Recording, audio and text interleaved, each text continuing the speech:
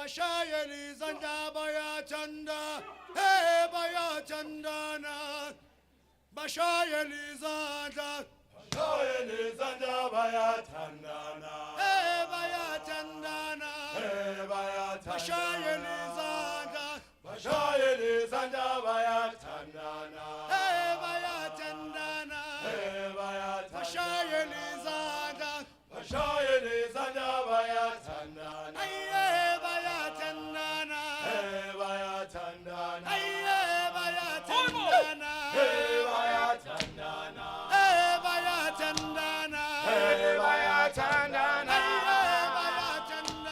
hey Bayatandana, hey Bayatandana, hey Bayatandana, hey Bayatandana,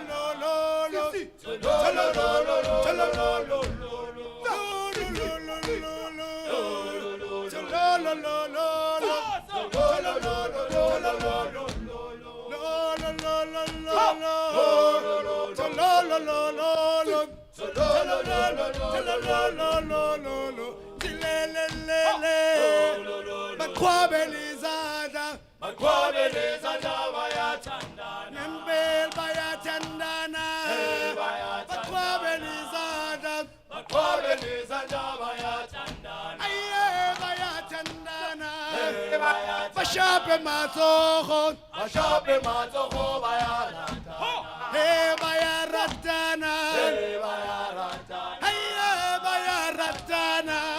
bayaratana, hey bayaratana, hey bayaratana, hey bayaratana, hey bayaratana, hey bayaratana, hey bayaratana, hey bayaratana, hey bayaratana, hey bayaratana, hey bayaratana, hey bayaratana, lo lo lo lo. lo lo lo lo lo lo lo Lo chilele lele lo lo lo lo lo lo lo lo chilele lele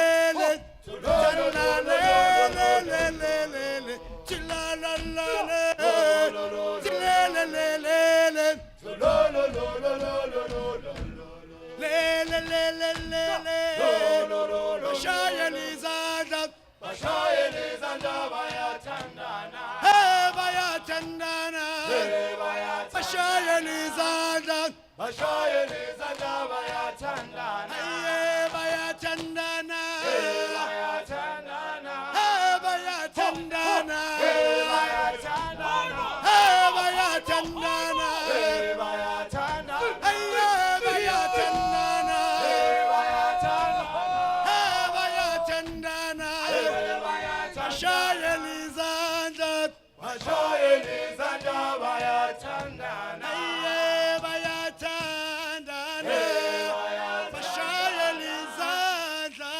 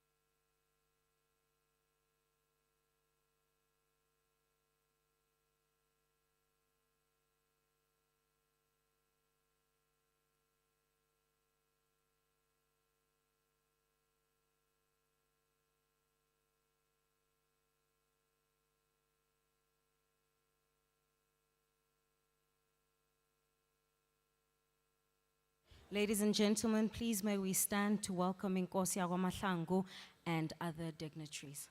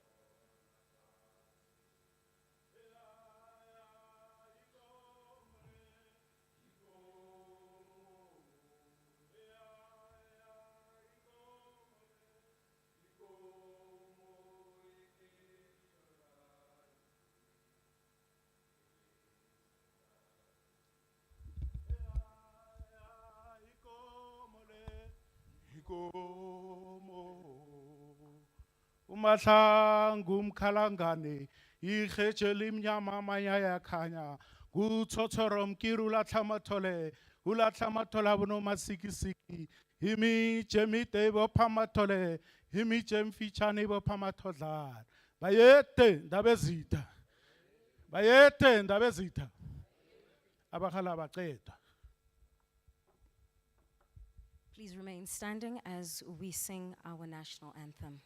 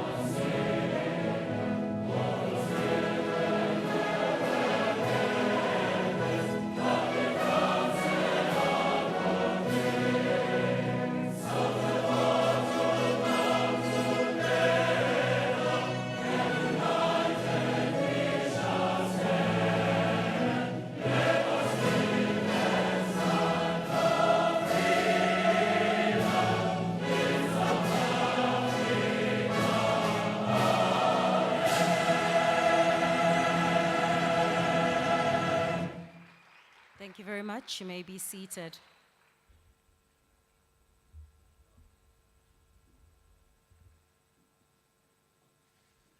Ladies and gentlemen, welcome to the Solomon Kalushi Mahlangu Scholarship Fund Gala Dinner. You're all looking amazing tonight. My name is Zianda Ngobo and I'll be your program director for this evening. And tonight we'll be remembering the life of one of the greatest struggle heroes of our time. And it's going to be a very special evening as we also mark an important milestone of 10 years of the Solomon Kalushi Mahlangu Scholarship Fund, and that is fulfilling its historic mission. I'd like to begin to acknowledge in our midst the Deputy Minister of Higher Education, Science and Innovation, Buti Manamela. I'd also like to acknowledge Deputy Minister of Basic Education, Dr. Regina Mhauli, the Executive Chair of the NYDA, Ms. Asanda Luwaka, and the Board and CEO of Theatre and Founding Chair, I should say, of this very scholarship fund, Mr. Yershin Pillay, And I'd also like to also welcome all the former executive members and chairs of the NYDA who are present, the Chief Lucas Mahlangu, the older brother of the late Solomon Mahlangu, Prince George Mahlangu of the Mahlangu Royal House, Queen Johanna Mahlangu, the Mahlangu family, graduates of the Solomon Kalushi Mahlangu Scholarship Fund, distinguished guests, you're all welcome. Give yourselves a round of applause. So just a few housekeeping rules from myself. For cell phones, could you please place them on silent? And I know I'm dealing with educated people in the room, and I can say that without contradiction, so I know I won't have any problems there. And for any lavatories, you'll exit on your left and then turn right and right if you need the toilet. Now, I must admit that being a program director for tonight is such an honor and a privilege when you think about the fact that Solomon Kalushi Mahlangu had ambitions of becoming a teacher.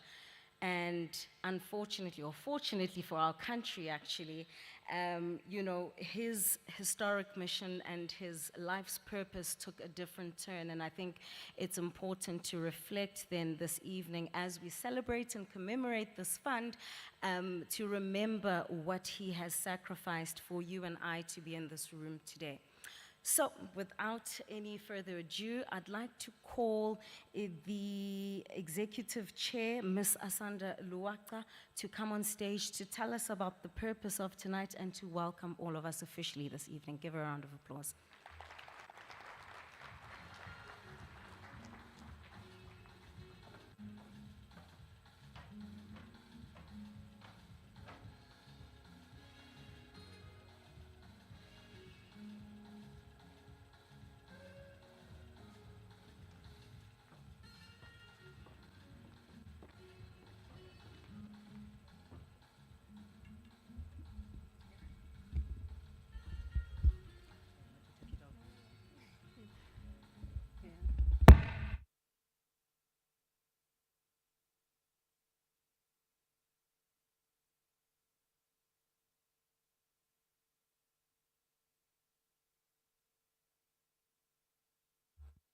Testing.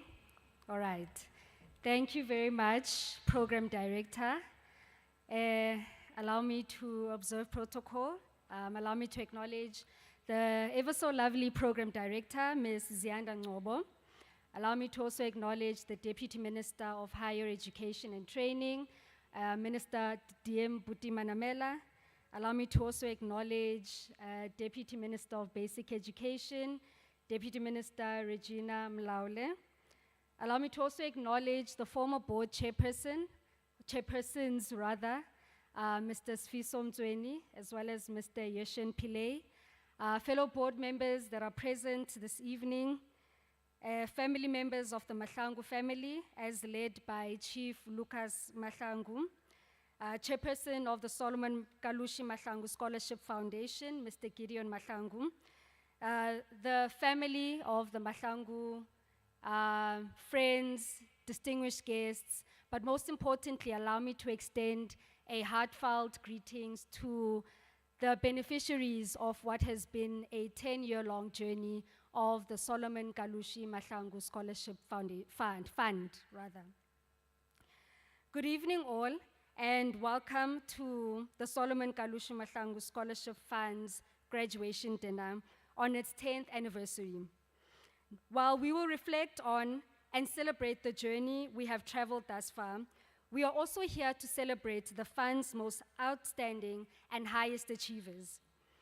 Now, this particular year, 2024, marks the 45th anniversary since the execution of Solomon Kalushi Mahlangu.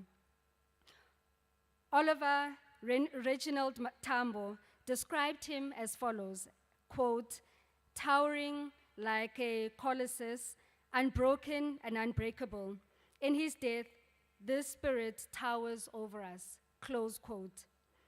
Now that spirit was present when the Solomon Mahlangu Freedom College was established in 1977 in Morogoro, Tanzania, and is still a place for teaching and learning till this day.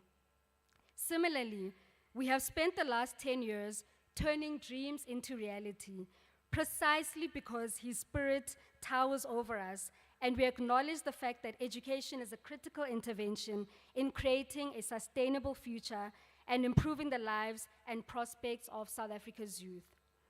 Now, these dreams, or rather, these were dreams that were dreamt of in the young minds of people in underdeveloped, rural, and township areas of our country. Now, despite the efforts of the department and government in its totality, as well as the various social partners, too many cannot access institutions of higher learning and training. For that specific purpose, a top strategic objective of the National Youth Development Agency is education and skills development. We are mandated to recognize the importance of establishing a postgraduate scholarship fund and inviting other role players to invest in youth development. Now, this mandate has been carried out in post-apartheid South Africa, which has seen an increase in secondary school completion amongst previously disadvantaged school completion, or rather amongst previously disadvantaged. However, the racial disparities in educational attainment continue to intersect with other forms of disadvantage, including poverty and the urban-rural divide. Now, as far back as 2014, the NYDA, inspired by the life, the conviction, and the bravery of Kalushi, established this particular fund. Now, my predecessor, former NYDA board chairperson, Mr. Sfiso Mtsweni, often reminded us that the Solomon Mahlangu inspired, or rather aspired, to be an educator, preserving his legacy by providing free education to students from poor and working class backgrounds is both profound and poetic. Today, in its 10th year, the fund has supported hundreds of young South African women and men. These youth come from all walks of life and all corners of our country. We have supported students from various disciplines, including but not limited to health sciences, the built environment, natural sciences, commerce, law, and natural and social science to study at South African institutions of higher learning. This has been done to facilitate opportunities, particularly educational opportunities, to increase access to education and empower the youth through the most powerful weapon of the previously oppressed, their minds.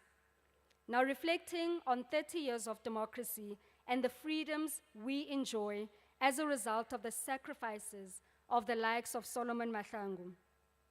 Now, as the beneficiaries of the fruit of the tree of freedom that was watered by the blood of martyrs like Solomon Kalushi Mahlangu, we always need to be cognizant of where we have come from.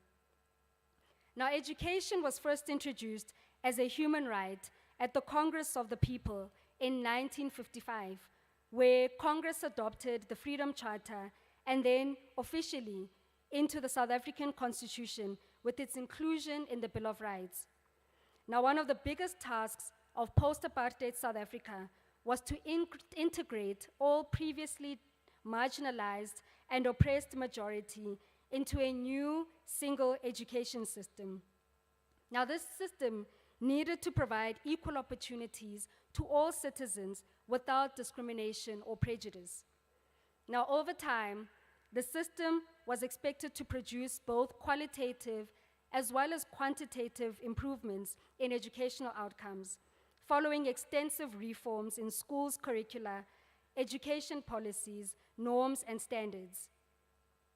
Now, the Census 2022 monitored educational development from 1996 to 2022, providing indicators of school attendance, educational attainment, and fields of study.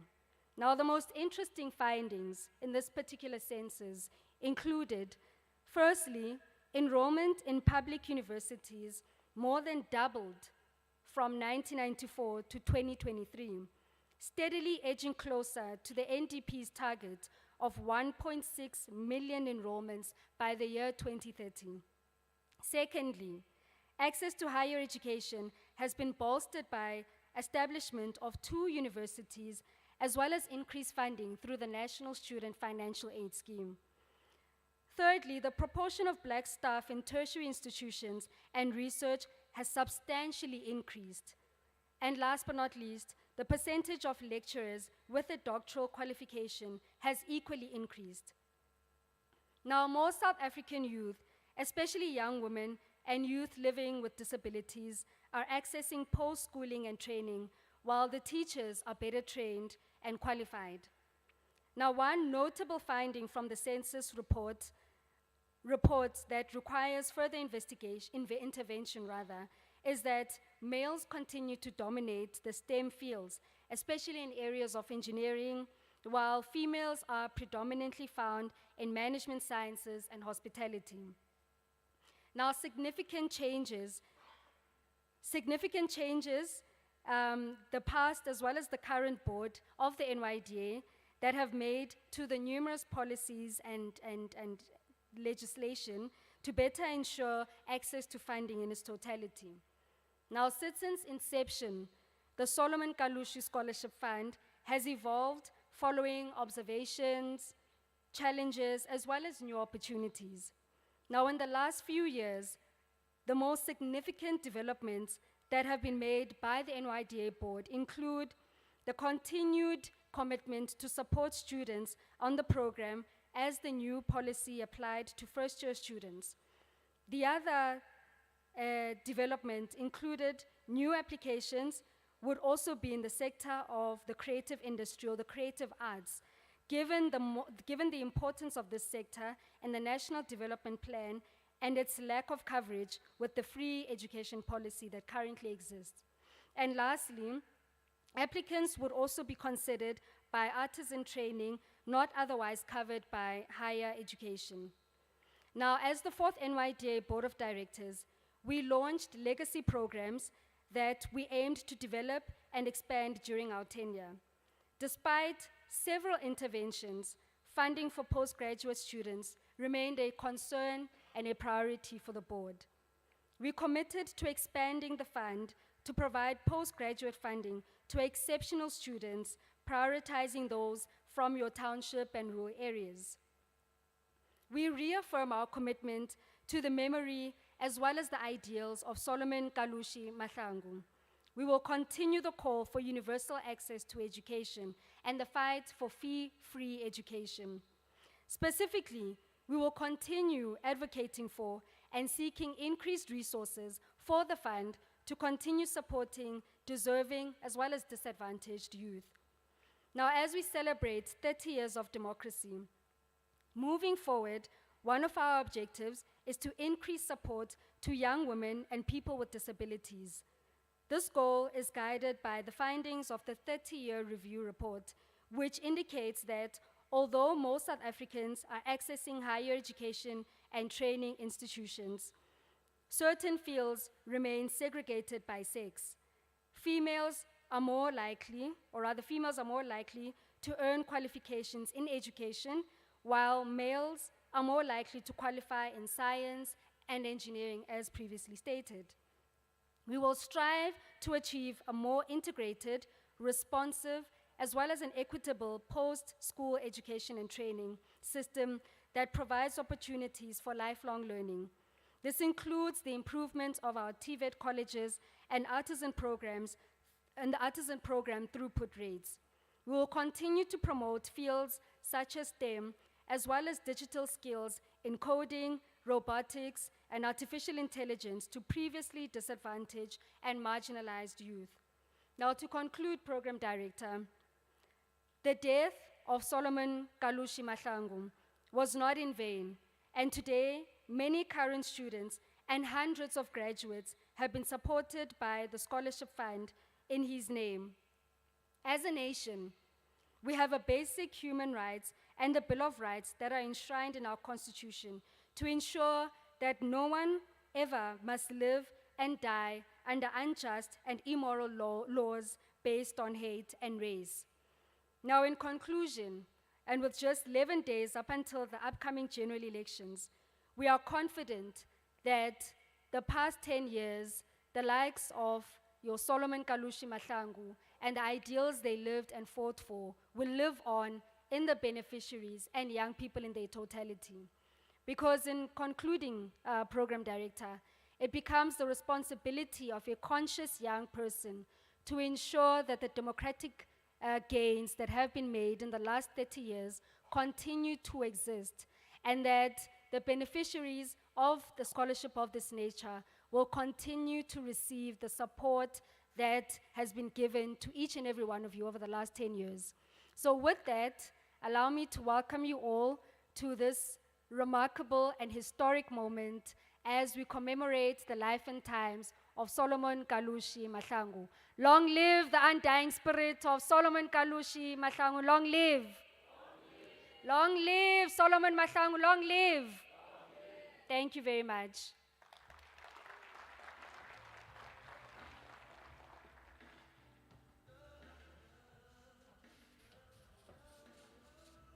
Thank you very much to the chairperson of the NYDA board.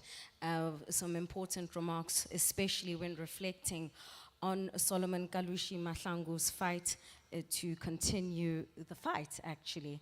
But before I call my next guest, I realized that I made a mistake as the program director. We forgot to greet each other. Please turn to your neighbor and say, hello, neighbor. You're looking so good tonight, neighbor. Awusemhle sana. Umhle. Happy 10 years, Solomon Kalushi Mahlangu Fund. Happy 10 years. Yes, exactly. All the graduates, you would know how hard it is to actually complete school. So give yourselves a round of applause. That's more like it. We're here to celebrate. So please, also join in the conversation on social media. On X, I always still call it Twitter. I haven't adjusted yet. On Facebook and on Instagram at NYDARSA. And the hashtag, listen carefully, SKMSF, capital letters, 10-year anniversary. I'll say that again. Hashtag capital SKMSF, 10-year anniversary. Right.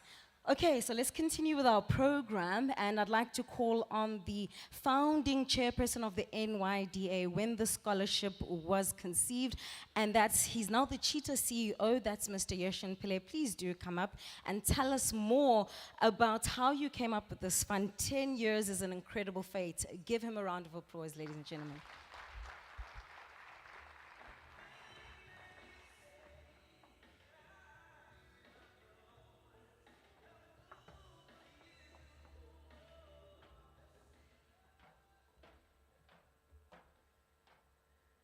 Thank you, Program Director. Let me greet the Deputy Minister of Higher Education, Science and Innovation, Mr. Buti Malamela, the Deputy Minister of Basic Education, Dr. Regina Maule, the Executive Chairperson of the NYDA, Ms. Asanda Luaka, as well as the Deputy Chair and the board members of the NYDA present. It's also good to see the former executive chair, Mr. Sifiso Mtsweni. We are former chairs now, Mr. Mtsweni. You should be sitting on that side with me. I'm told that the CEO of the NYDA, Mr. Wasim Karim, had to attend to some responsibilities, but to greet him in absentia. The Royal House, Chief Lucas Mahlangu, Mr. Gideon Mahlangu, and the Mahlangu family. Importantly, the beneficiaries of the Solomon Kalushi Mahlangu Scholarship Fund. You are indeed the living legacy of Comrade Solomon Mahlangu, and you should be proud of that achievement. Today, there is a war for talent. I was saying to Mr. Gideon Mahlangu that just recently I was part of an interview panel. We had 69 people who were part of the long list, and each and every one of them had an honors degree. So you now have to show what differentiates you from the rest. Placing on your CV that you are a beneficiary of the prestigious Solomon Kalushi Mahlangu Scholarship differentiates you from the rest. Unfortunately, I didn't see anyone on those 69, but had I seen, I would have certainly ensured that they would have been part of the short list and not the long list. So I hope that as beneficiaries, you are indeed seizing these opportunities. If we go back into history, on that fateful day of the 6th of April 1979, and we listen to the final words of Comrade Solomon, we may not have been there, but we hear the words loud and clear. My blood will nourish the tree that will bear the fruits of freedom. Tell my people that I love them, they must continue the fight. Now, we sometimes pay more attention to the first part and not so much to the latter part. They must continue the fight. Now, for the latter part, it may actually be most important to us in this day and age. There can be no better way to continue the fight than ensuring that every child has access to quality education, and a quality higher education, one that Comrade Solomon was deprived of. When we conceptualized the fund in 2013, we had three characteristics in mind that would address two questions. What would make this scholarship fund unique and differentiate it from the rest of the scholarship funds that existed? And why call it the Solomon Kalushi Mahlangu Scholarship Fund? Most great name scholarship funds serve as a kind of penance mechanism. The individual who recognizes that he has done wrong attempts to make good in equal measure. And so most great name scholarship funds were created in honor of individuals whose personal character was connected to deeply compromising moral acts. I won't name them, but I'm sure you know some of them. Unlike these scholarship funds, the Solomon Kalushi Mahlangu Scholarship Fund was named after a leader who did right, not wrong, and was not wealthy. Secondly, the fund benefits the sons and daughters of the poor and the working class, and deliberately so, because excellence is not a value of the urban rich communities. Excellence exists in poor communities, in rural communities, and in those who cannot afford higher education. And finally, I don't know of any scholarship fund, and this is a discussion we had in the early 2013, 2014, that is named after a young black leader who actually sacrificed his life for all that we have today. And so this scholarship fund was unique because it was by the youth, for the youth.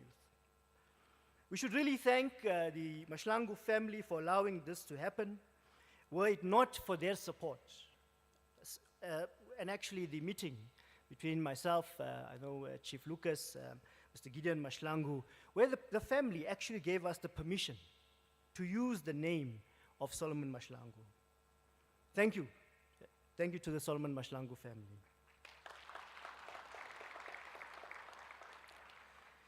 This scholarship fund is an equalizer. It democratizes higher education.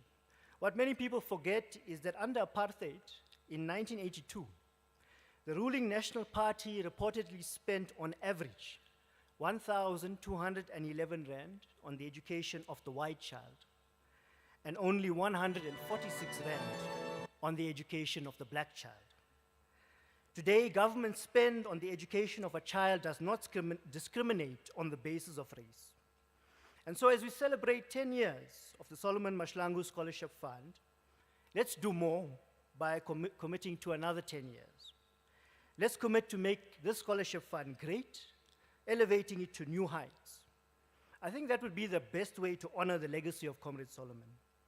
Here's to another decade of the Solomon Mahlangu Scholarship Fund. Well done to the leadership of the NYDA for keeping the legacy of Comrade Solomon alive. Your reward, Chairperson, is an invitation to do more. Your reward is an invitation to ensure that the 3.4 million youth who are not in education, employment, and training can have the opportunities that Comrade Solomon did not have. But you cannot do it alone. You simply do not have the resources to do it alone. And for this reason, wherever we are, and wherever you are, as captains of industry, as leaders in your own right, make it a point to collaborate and not pay it back, but pay it forward to the next generation. Thank you, Chair.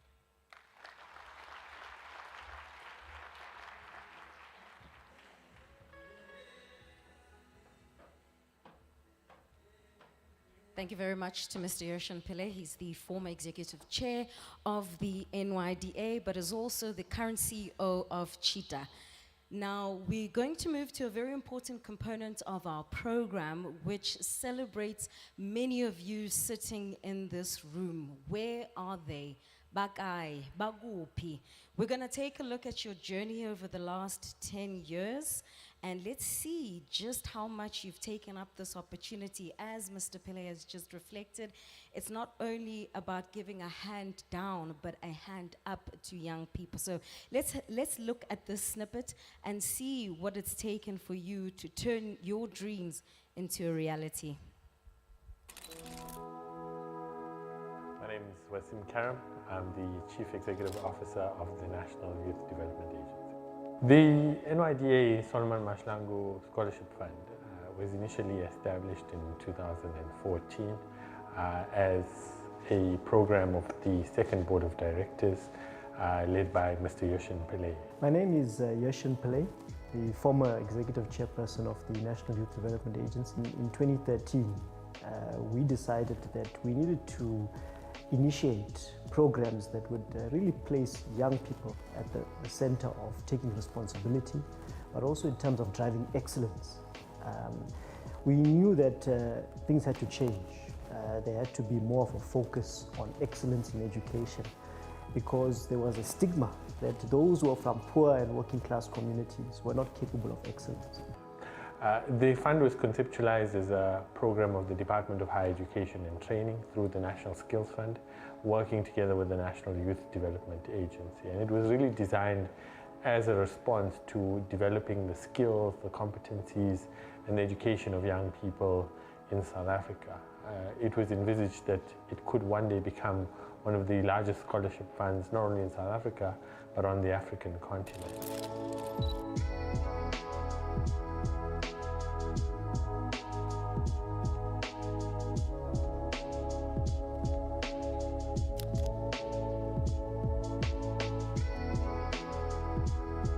We're in Mamelodi West at the home of Solomon Kalushi Mahlangu, a struggle icon, an umkhonto wesizwe combatant who paid the ultimate price with his life so that you and I can enjoy the fruit of freedom. I'm Zyanda Ngobo, and today we'll be telling the story of one of the greatest freedom fighters to have ever lived in our lifetime. Thina siwumndeni indaba ye-scholarship iyasijabulisa dadewethu ngani ngoba wayekade angazenzeli yena uSoli. It was not about the personal gain. Kwakukusebenzela umphakathi wase-South Africa. So uma kuhlomula izingane zala ekhaya, nathi kuyasijabulisa lokho ukuthi izingane zingahlali zisemnyameni, zithole lelo ncedo abelungu akade bazinika ingane zabo. Uzizwa kanjani njengoba i-NYDA simkhumbula likhethe ukuqhakambisa igama lakhe and by extension liqhakambisa igama lakwaMahlangu? Yasithokozisa lokho ngani ngoba kukhomba ukuthi kusekhona abantu abayibonayo indima uSoli ayidlala ukulwela lenkululeko. Kusekhona abantu abasafuna ukuyichubekela phambili ilegacy yakaSoli. My name is Timbale Tishange. I am a graduate of the University of KwaZulu-Natal, and I'm also currently the founder and executive director of Integrate Legal Group. I decided to go with civil engineering because I think from nature I'm one person who likes to see things go from ground to implementation. My name is Kifibe Mateve Diteve, and I'm a qualified civil engineer who is currently working as a quality assurance technician. My name is Mumpati Ketile. I'm a software developer at the CSR.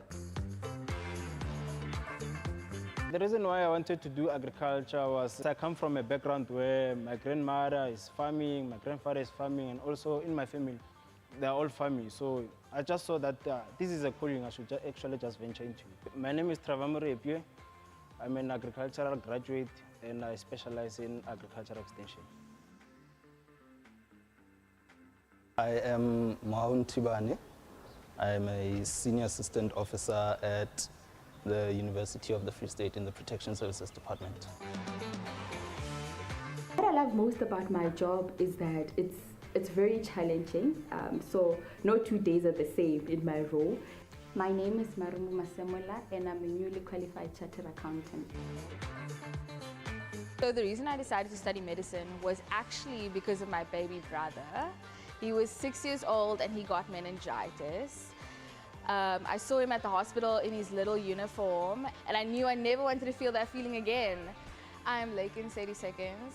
I'm currently a medical doctor in KZN, Pietermaritzburg. I'm Maluleke Butlari. I'm currently doing community service pharmacist at Dr. Yusuf Dadu.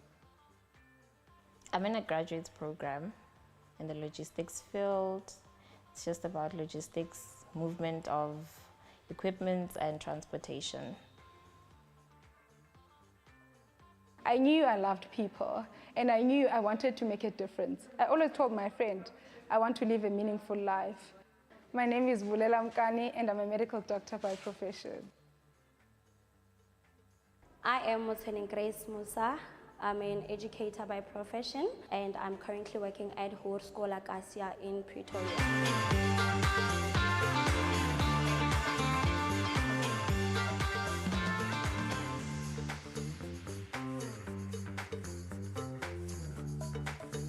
I actually didn't know about the Solomon Mahlangu Scholarship Fund until my matric year.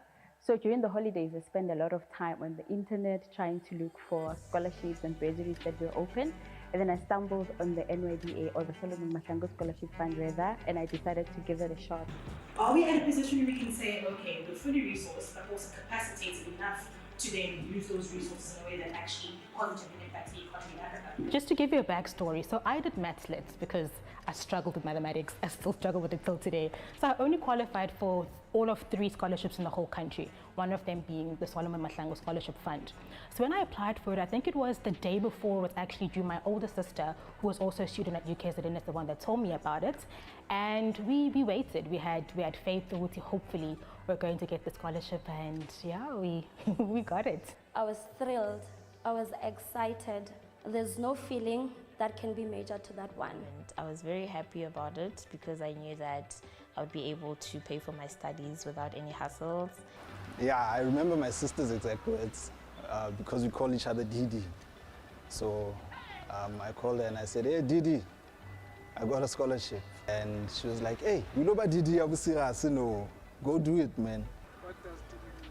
Dangerous Taki.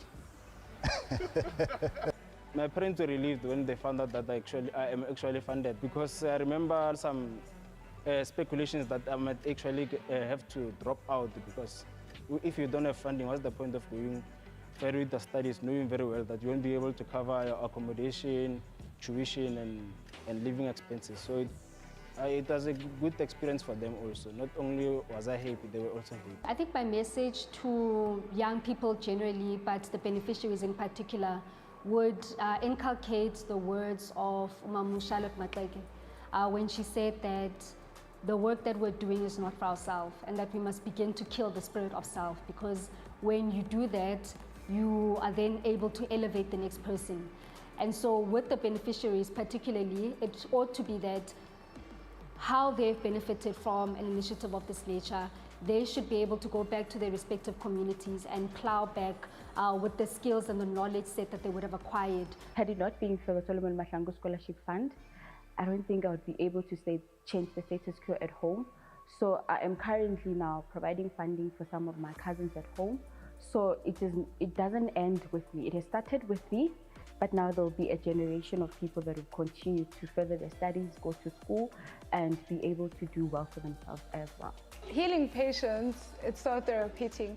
Going at night, knowing that you've made a difference, and that difference has not just made that person well, but the whole family, the whole society well. It's beyond words. What I like about my job is to help the patients, especially working at the government. You do realize that there are a lot of patients who cannot afford the medication. So doing this, usually it brings joy to my heart.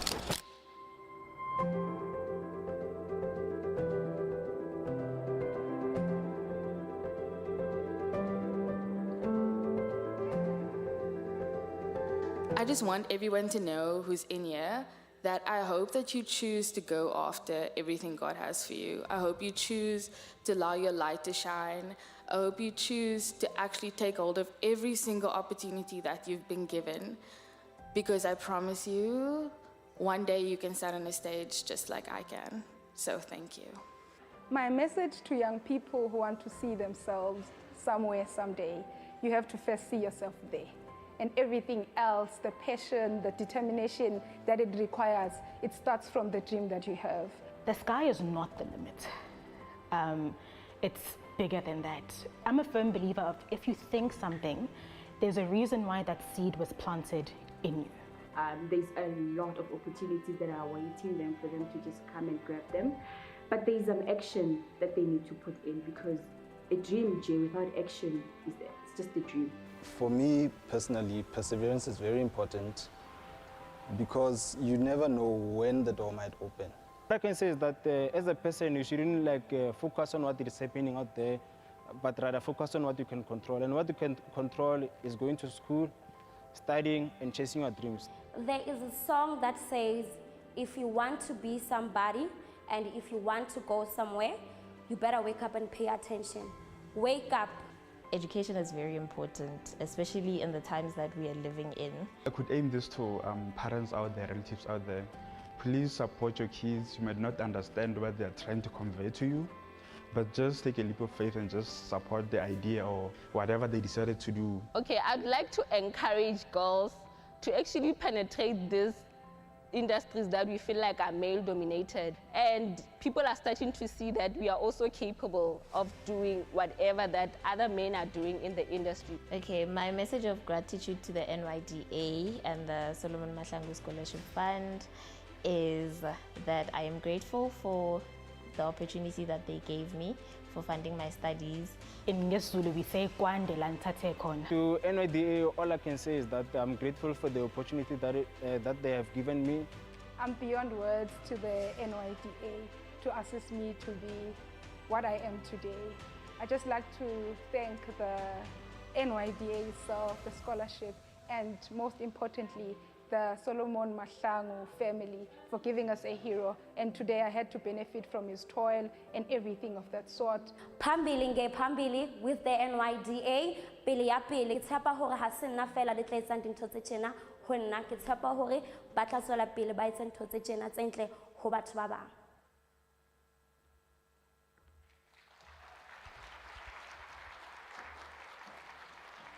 I think you can give yourselves an even bigger round of applause. Yeah. It's a remarkable achievement, especially to the beneficiaries of this fund. And as you can see, it doesn't matter where you came from in this country, the NYDA and the Solomon Kalushi Mahlangu Scholarship Fund found you. So congratulations for your achievements and this 10th year anniversary. In fact, I'd like to call upon another one of the beneficiaries to share their experience. And they've just recently graduated in 2020 and they're a chartered accountant. I'd like to call Marumo Masimola to the stage, please.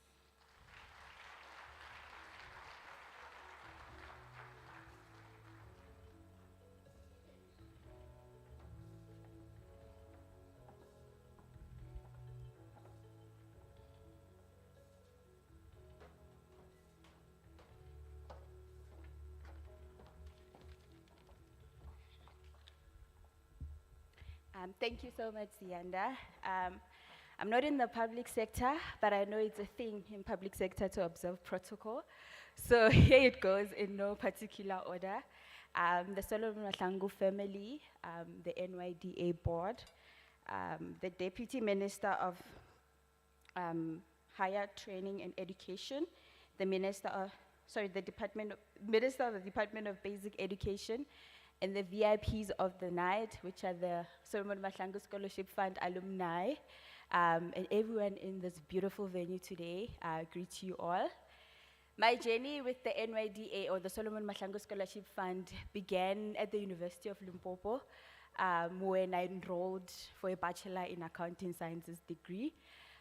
In my matric year, I spent a lot of time on the internet applying for bursaries and scholarships because it had became apparent at the time that my family would not be able to offer funding for me for an institution, at an institution of higher learning rather. So I had to make a plan at the time.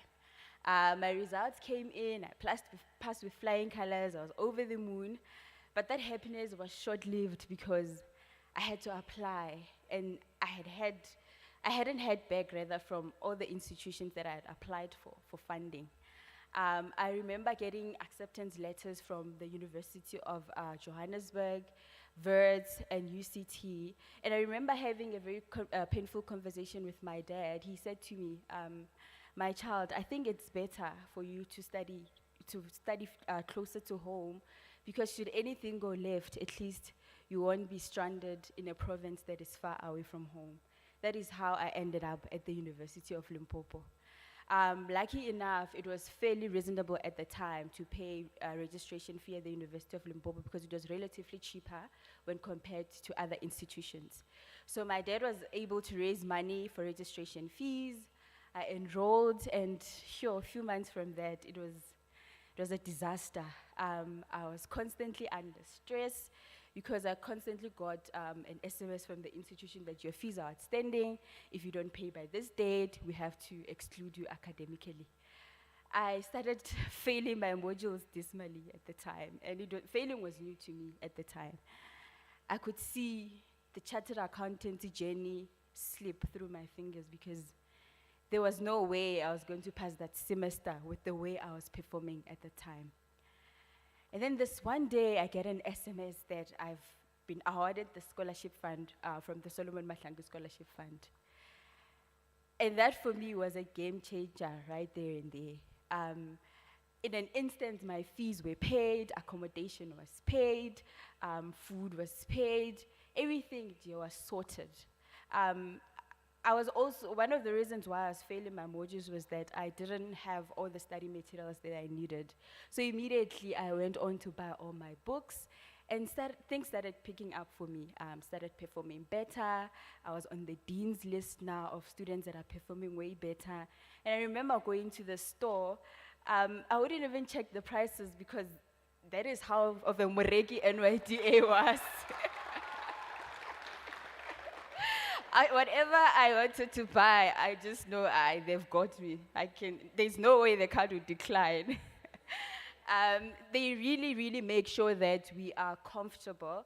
They really make sure that the only thing that we have to worry about is just passing our modules and balancing our timetables.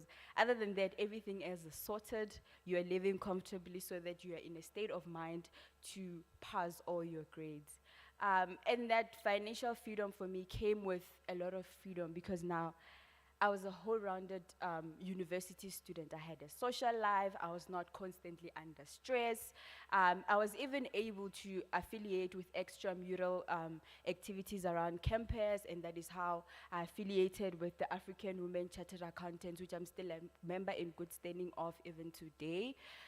So I think had it not been for the NYDA, it must sound as a cliche, but I wouldn't be standing here as a newly qualified chartered accountant today speaking to you guys. And it's so surreal that in the year that we celebrate the 10th year commemoration of the Solomon Mahlangu Scholarship Fund is actually in the year that I qualify as a chartered accountant as well. So pretty amazing stuff.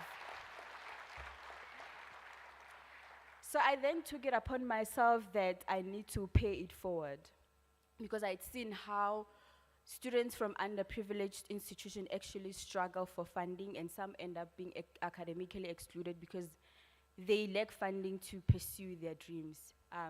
I'd initially said I would wait until I qualify as a chartered accountant to pay it forward, but I saw how much this was a crisis in institutions of higher learning and how people constantly drop out because they don't have fees or they're studying on an empty stomach, hence they end up failing their modules. So I did my articles at Tiger Brands, which is a food company for those that don't know. And while I was there, I decided to take the opportunity, and I was able to facilitate 1,000 monthly food parcels for 1,000 students at the University of Limpopo, just to make sure that students have, thank you, just to ensure that people don't study on an empty stomach and are able to have enough food to actually go and study further. I didn't stop there. I also collaborated with the African Women Chartered Accountant and one of the big 4 banks in South Africa to provide funding for these 1,000 students as well.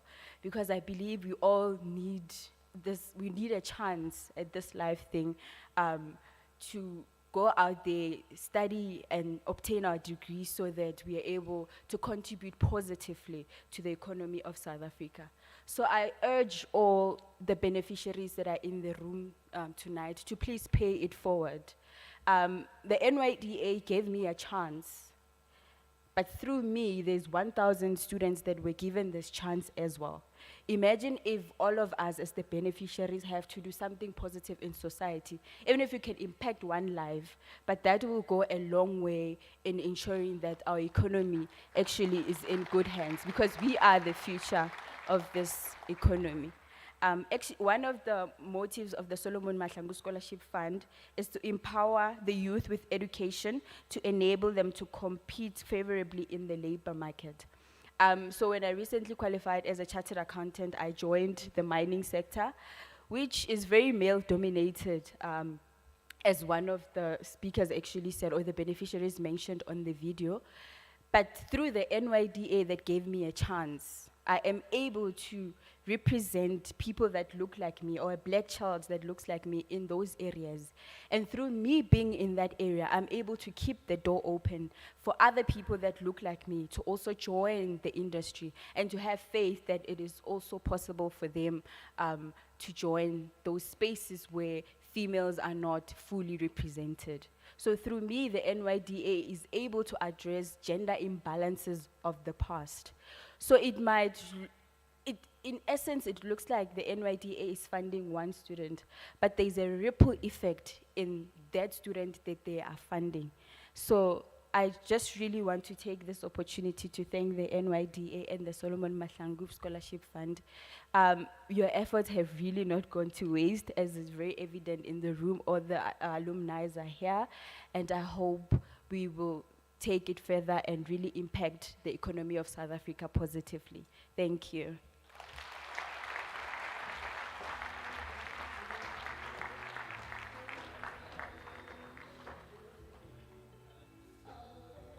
Another round of applause for Marumo, please. Just a quick reminder of the engagements that we continue to have on our social media pages. That's on Facebook, X, and Instagram at NYDARSA. And the hashtag is capital SK MSF 10-year anniversary. So we're going to take a little bit of a breather while we reflect on what Marumo had to speak about, especially continuing the fight and how all of you in this room are going to pay it forward. I'm also talking about you, Deputy Minister, just to pick on you for a bit there. And then after that, we will continue with our program, but we're almost at the end, and I know that there's lots to chew on with your neighbor, so just stay tuned.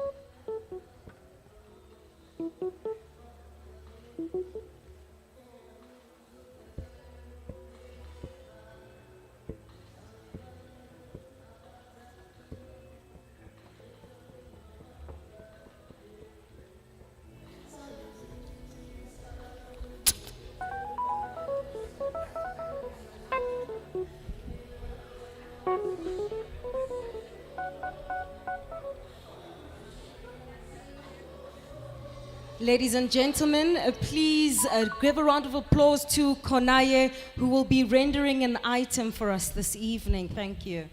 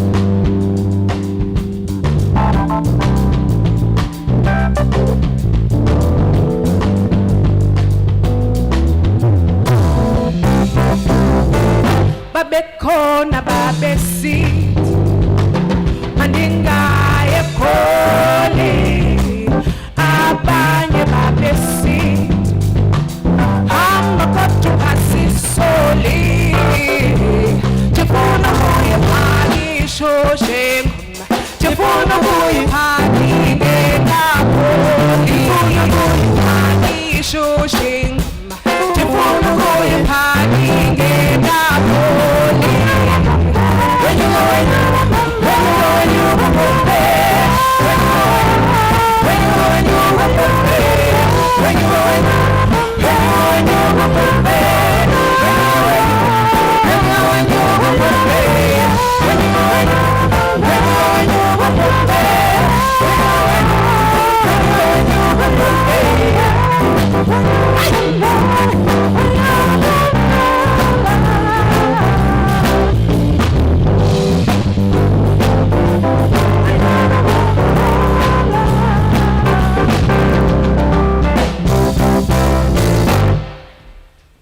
Sanibonani. Igama nguKhonaye. Thank you for being here today, for honoring the Solomon Mahlangu Scholarship Fund. That was Mbombela. Mbombela, I believe, is everyone's story. You leave home to go and search for the bag, the 2000s call it, but to honor your family and to honor those that come before you. That was Mbombela. The next song is called Zibianini Inkomo.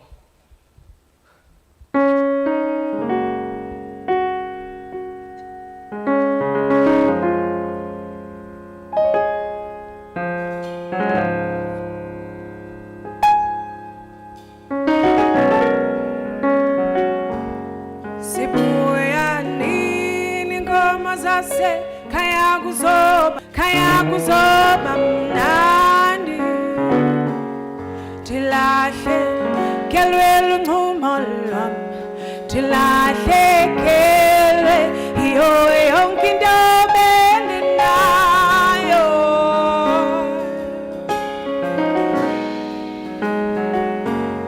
sibuya nini inkomo zase kaya kuzoba mnandi Sibuya zasekhaya kuzoba mnandi tilahlekelwe lunqumo lwami tilahlekelwe yiyo yonke into bengenayo khaya kuzoba bonakala nini yami indlela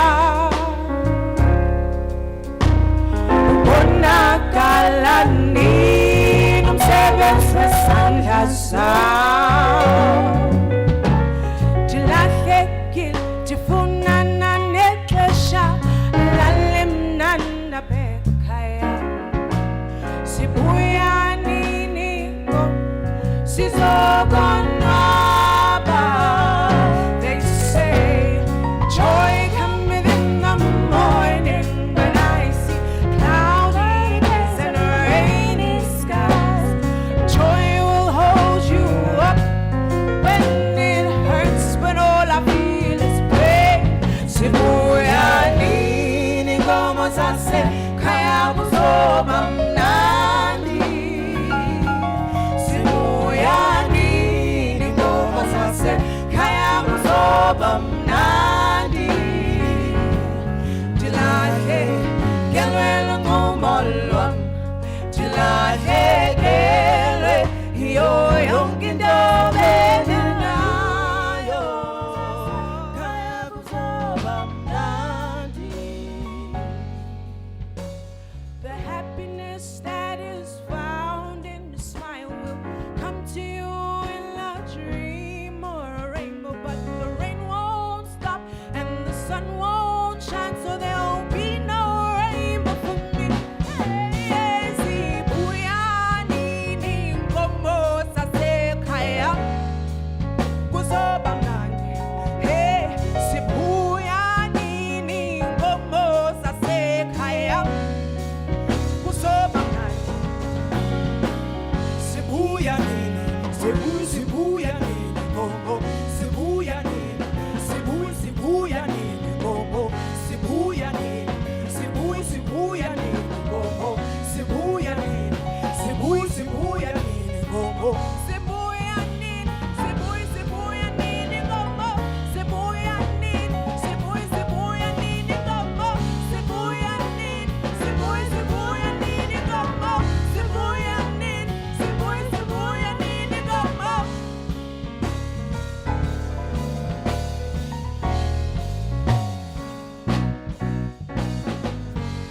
sibuya nini ngomo zasekhaya kuzoba mnandi sibuya nini ngomo zasekhaya kuzoba mnandi tilahlekelwe lunqumo lwami tilahlekelwe yiyo yonke into bengenayo khaya kuzoba mnandi sibuya nini ngomo zasekhaya kuzoba mnandi sibuya nini ngomo zasekhaya kuzoba mnandi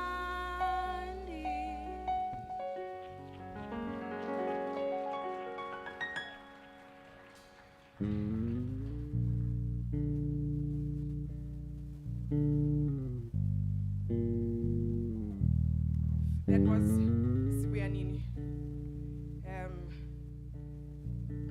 This one is Solomon Mahlangu. I ask to please sit down because when I stand and sing the song, I am accused of fighting too hard. So maybe if I sit down, I won't come off too strong.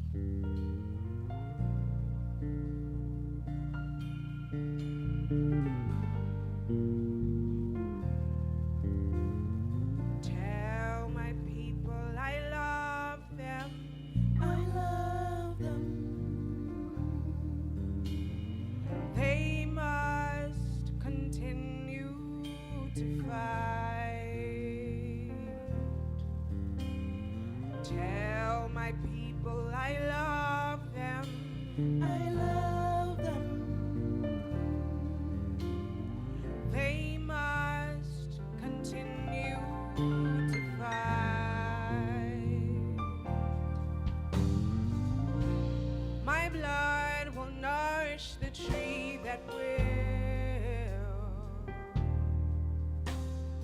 bear the fruits of freedom. Bear the fruits of freedom. My blood will nourish the tree that will bear the fruits of freedom. Bear the fruits of freedom. Usizi lugcwele enhlizweni yami, inyembezi zigcwele amehlo ami, usakhathazekile onomphefumulo wami, iphi kanti le nkululeko lisawuthi liphele ithemba lami. Xa ndiphakamisa amehlo wami, andisawabona amaqhawe, andisawabona amaqhawe. Xa ndiphakamisa amehlo wami, andisawabona amaqhawe, andisawabona amaqhawe. Xa ndiphakamisa amehlo wami, andisawabona amaqhawe, andisawabona amaqhawe. Xa ndiphakamisa amehlo wami, andisawabona amaqhawe, andisawabona amaqhawe. Nina abaphethe isizwe, vulani umthombo wemfundo namanzi, banxaniwe abantu bami. Nina abaphethe isizwe, vulani umthombo wemfundo namanzi, banxaniwe abantu bami. Nina abaphethe isizwe, vulani umthombo wemfundo namanzi, banxaniwe abantu bami. Nina abaphethe isizwe, vulani umthombo wemfundo namanzi, banxaniwe abantu bami. Nina abaphethe isizwe, vulani umthombo wemfundo namanzi, banxaniwe abantu bami. Aphelile amaqhawe, amkile amaqhawe, siyawakhumbula amaqhawe, siyawakhumbula amaqhawe.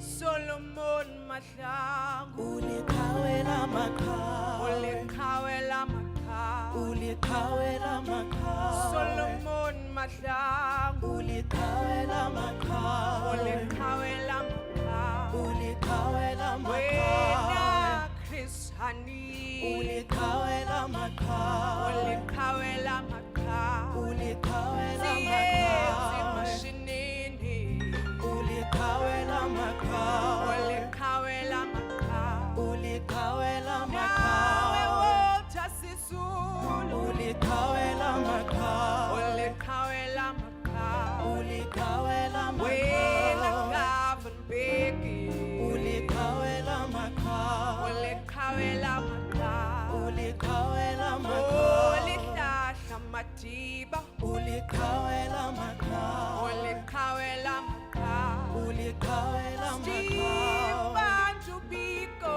uliqhawe lamaqhawe, uliqhawe lamaqhawe, uliqhawe lamaqhawe. Mama Winnie Mandela, uliqhawe lamaqhawe, uliqhawe lamaqhawe, uliqhawe lamaqhawe. Mama Winnie Mandela, uliqhawe lamaqhawe, uliqhawe lamaqhawe, uliqhawe lamaqhawe. Sol Blaki, uliqhawe lamaqhawe, uliqhawe lamaqhawe, uliqhawe lamaqhawe. Solomon Mahlangu, uliqhawe lamaqhawe. Solomon Mahlangu, uliqhawe lamaqhawe.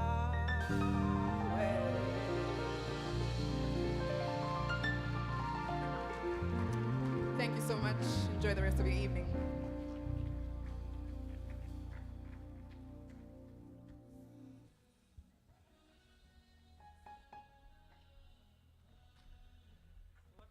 Thank you so very much to Konaya for that poignant performance. Thank you so very much. We've come to the point of our program where I would like to call upon Gideon Mahlangu, who will be speaking on behalf of the Solomon Mahlangu Family Trust. Give him a round of applause.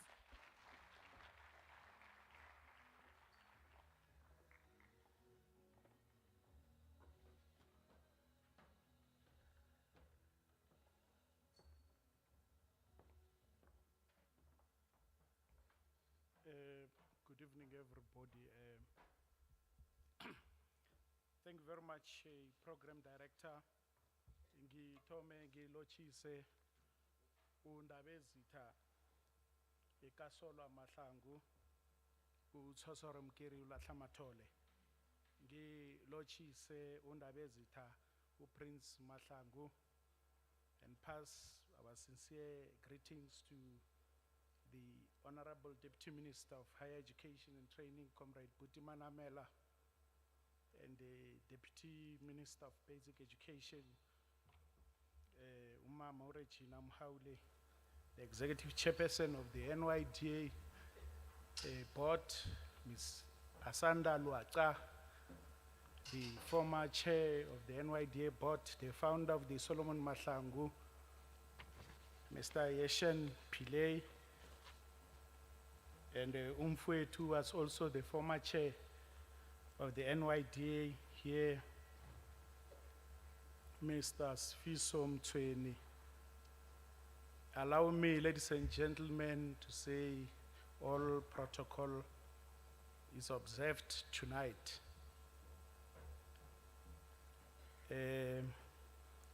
This hall is full of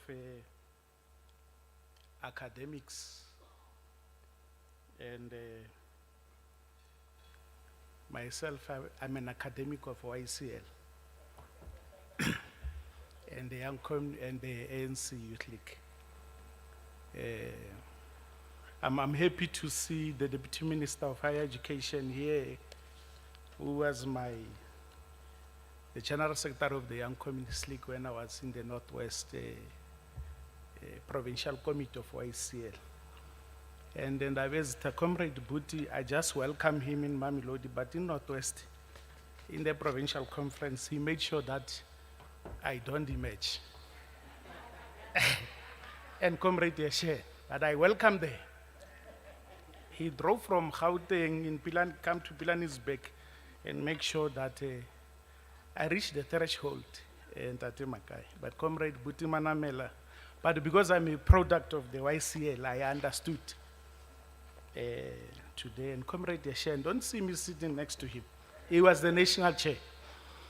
But ladies and gentlemen, thank you very much. We're sitting here tonight, and indeed tonight is an indisputable testimony that young people of our country can think beyond. We're here because young individuals did think. They did not demonstrate their sharp thinking only, but their ability and capacity to manage their ideas.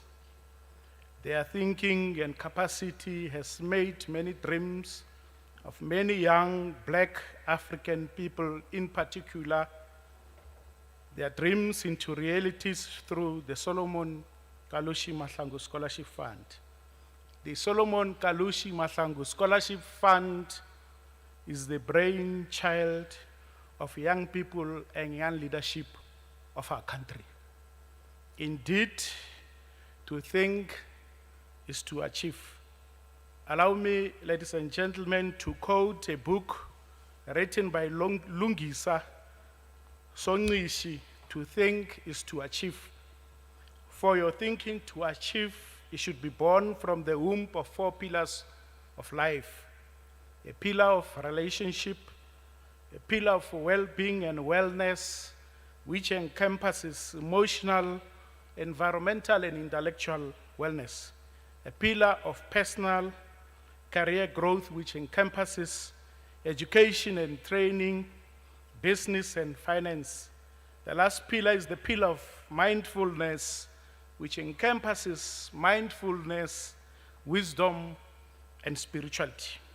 I strongly believe that we are here today because all of us who were involved in the conceptualization of the scholarship 11 years ago, in 2013, we were working guided knowingly and unknowingly by the principle of 4 pillars of life.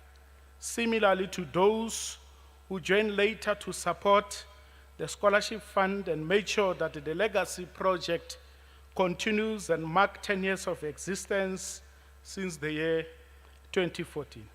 Today, we are witnessing the results of adherence to the 4 pillars of life that I've mentioned.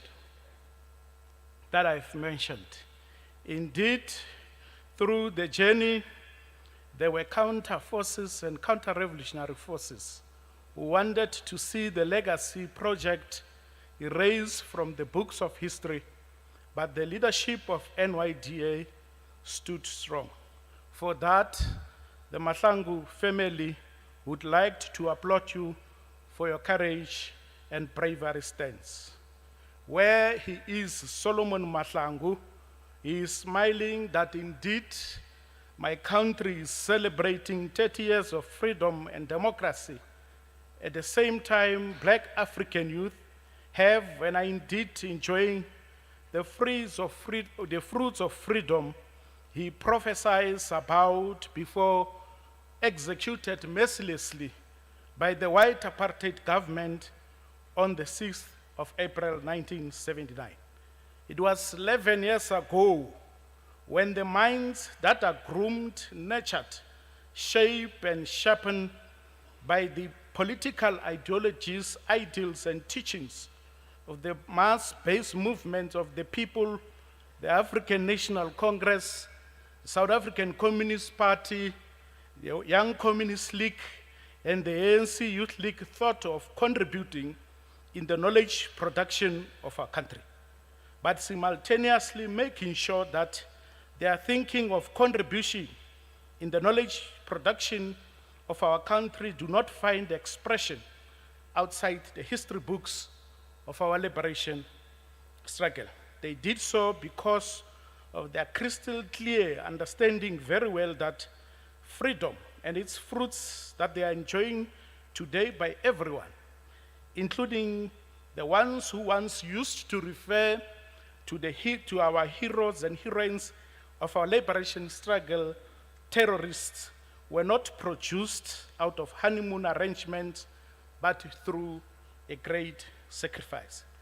History is very important in human being and in every nation. And tonight I'm arguing that any nation without a history is a future doomed nation with no belonging, but belonging nowhere. The today's celebrated milestone is indeed an indisputable testimony and confirmation that the Young Communist League and the ANC Youth League are indeed great school of thoughts for both political and governance leadership, as opposed to what the shallow and myopic minds are saying. We are even today still witnessing them with their weak and confused minds trying very hard to discredit the liberation struggle historical credentials. Our advice to them tonight is that read historical books that will give opportunities to your shallow minds, excursions into new geography of ideas. According to the Guinean proverb, knowledge without wisdom is like water in the sand. Deputy ministers, I think that every time as the leaders of government, you address our people, especially young generation, you must reflect on the history, because it is important for them to understand the historical context. Must not believe that these things, they come because they have prayed or fasted. There is history to every achievement, and nothing comes from nothing. And it is as a result today, to the beneficiaries of Solomon Kalushi Mahlangu Scholarship Fund, I want to reflect on the historical context of education, the free education that is enjoyed today, the free education that has made you to be what you are today, supporting your family, changing the economic lives of your family and your parents who are today speaking a different language. In 1942, the African National Congress put together a team of leaders to write a response to the Atlantic Charter as adopted by Roosevelt and Churchill. It is from that process that the African Claims document was produced and adopted by the National Conference of the ANC on the 16th of December 1943. The African Claims document expressed the statement: the education of an African is a matter of national importance, requiring efforts for its proper realization. The magnitude of the task placed it beyond the limit of the resources of the missionaries or private endeavor. The right of an African child to education, like children of other sections, must be recognized as a state duty and responsibility. And we therefore demand that the state must provide full facilities for all types of education for African children. Education of an African child must be financed from general revenue on a per capita basis. The state must provide enough properly built and equipped schools for all African children of school-going age and institute free compulsory primary education. Indeed, without shadow of a doubt, the African Claims document was an inspiration demonstrating a clear, rich intellectual capital and the commitment of our leaders during that epoch of liberation struggle to liberate an African child. This document that was produced by the leaders of the ANC preceded the Universal Declaration of Human Rights, which was adopted by the United Nations General Assembly on the 10th of December 1948, respectively, Article 26 of Universal Declaration of Human Rights, which highlighted education rights similar to those contained in the African Claims document produced by the ANC. It is in the same platform that the United General Assembly resolved that everyone has a right to education. Education must be free, at least in the beginning and fundamental stages. At the Congress of the People held in Cape Town, our people adopted Freedom Charter on 26 June 1955. The Freedom Charter declared that doors of learning and culture shall be opened.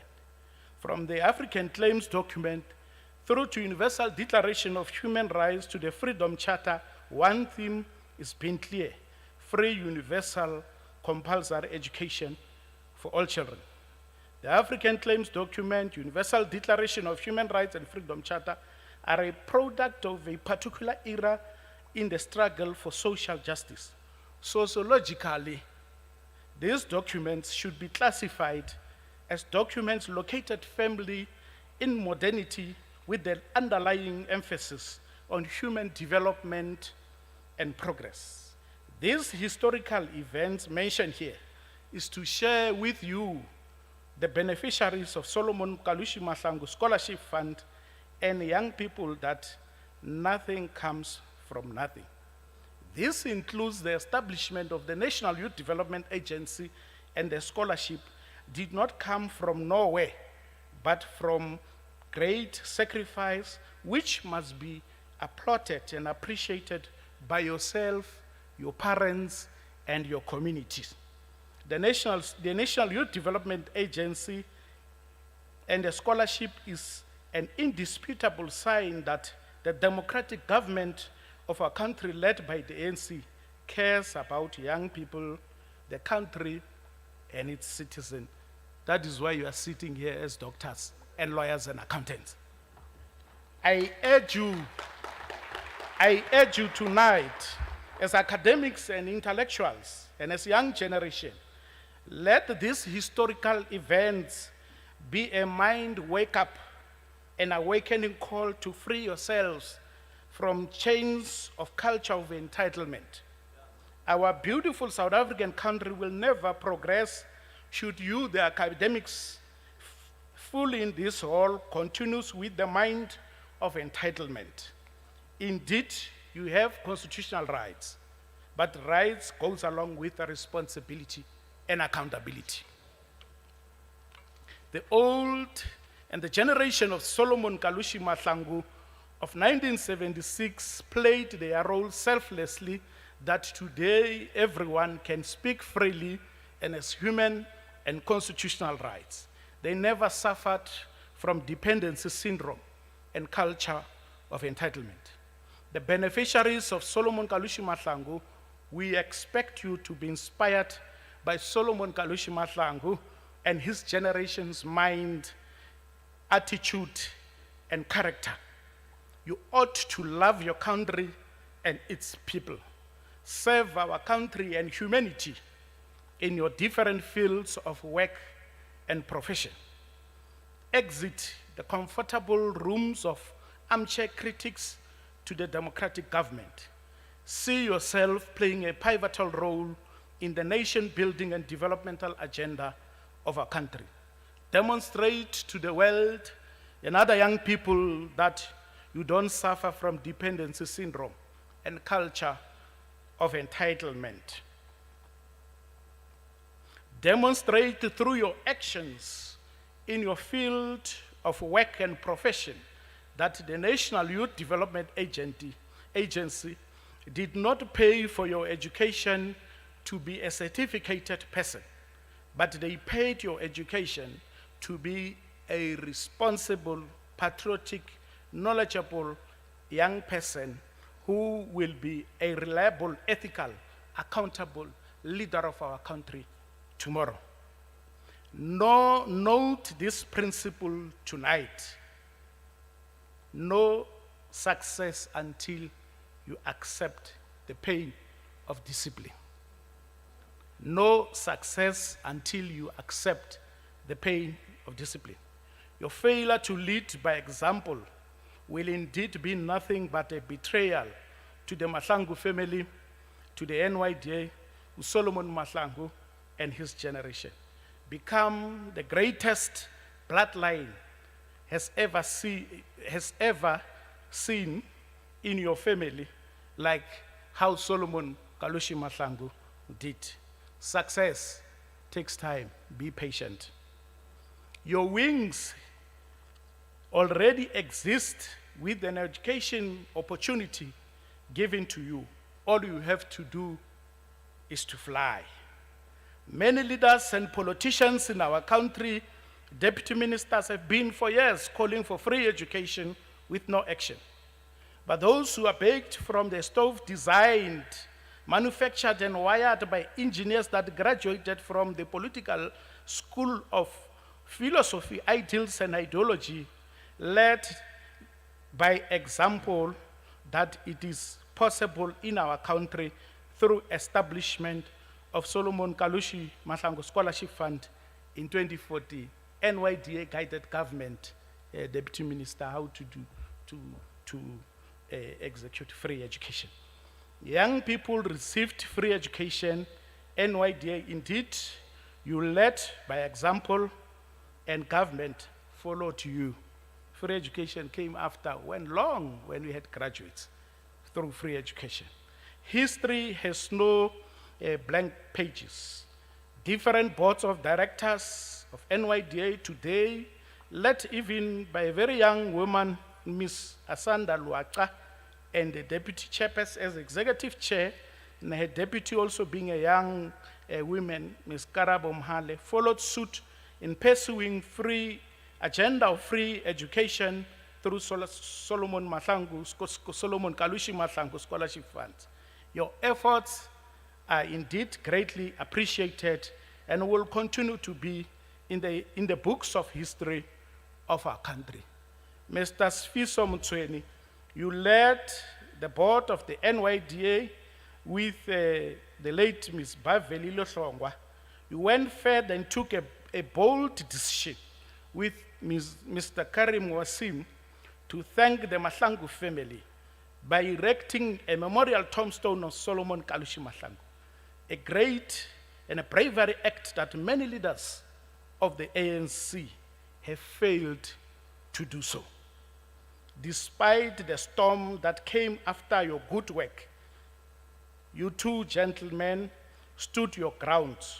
You have demonstrated that indeed you are the revolutionaries inspired by Solomon Kalushi Mahlangu, not who I have just arrived. Solomon Kalushi Mahlangu has got a young man from Limpopo who in most of the time is not acknowledged. All these academics, Babandlela, that you see here, none of them who doesn't know the voice of Mr. Tumisho Mongwale, Program Director. With your permission, I would ask the gentleman to stand up so that the ministers, they can see that no one can talk about Solomon Mahlangu scholarship. There's no academic who has not heard his voice. Where's Tumisho is here all the time. He is not acknowledged.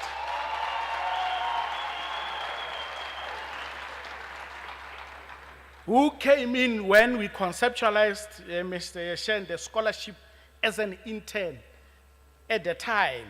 Your immense contribution, Mukone, is immeasurable to date. And I want to believe that Ndabezita Solomon Kalushi Mahlangu is very happy about Tumisho Mongwale.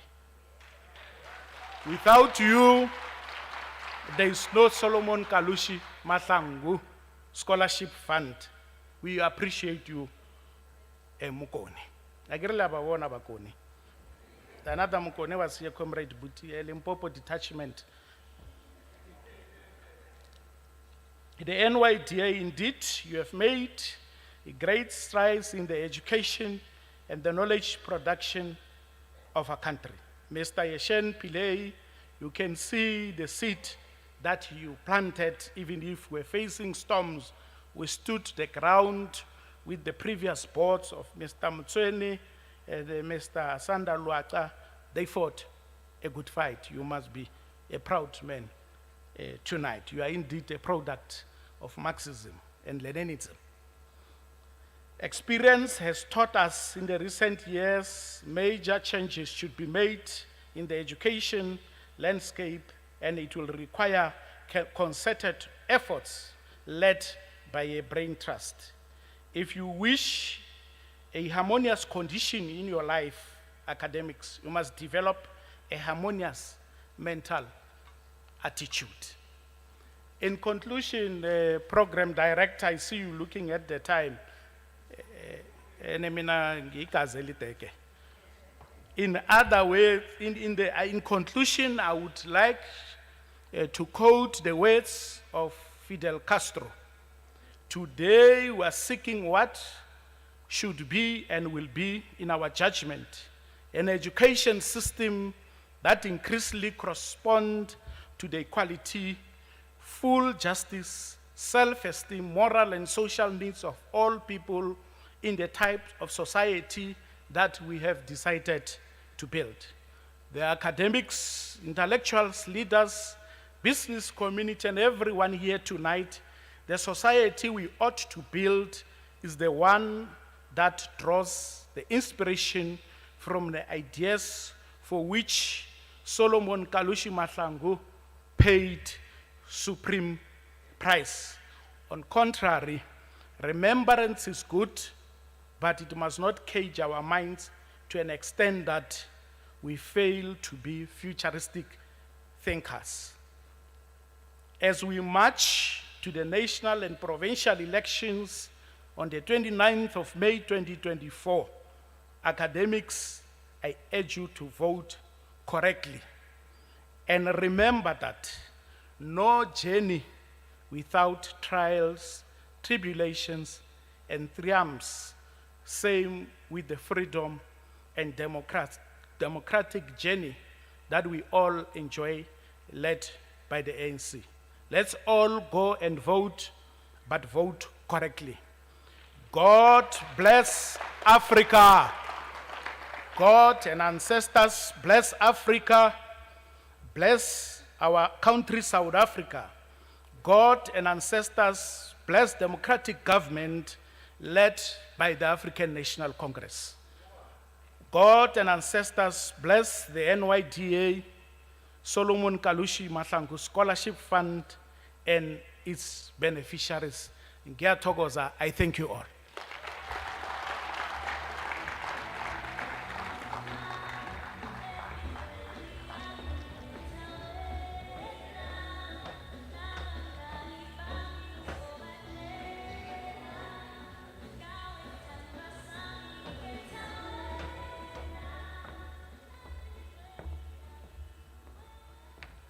No, I just came back because I wanted to tell the program director that don't show me time when I speak. That's why I'm here. I'm continuing with the speech. Let me take this opportunity and invite Prince George Mahlangu ojamele ingwenyama umkhambi wesibili uMahlangu to come at the front. Ndabezitha Limbathangwe to give us a words of wisdom. Ngoba uSolomon igazi elideke is not just an ordinary person. You must correct this when they see the chiefs here. Ingwenyama ndabezitha abahala baqedwa bayete bayete ndabezitha.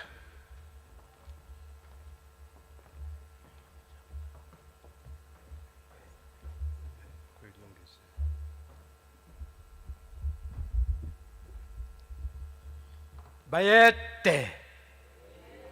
Bayete. Bayete. Ngiyathokoza kakhulu ngethuba engilitholako. Ngithanda ukuthokoza umphathi wehlelo olikhambisa kamnandi uma uziyanda Ngcobo. Ngithanda ukulotshisa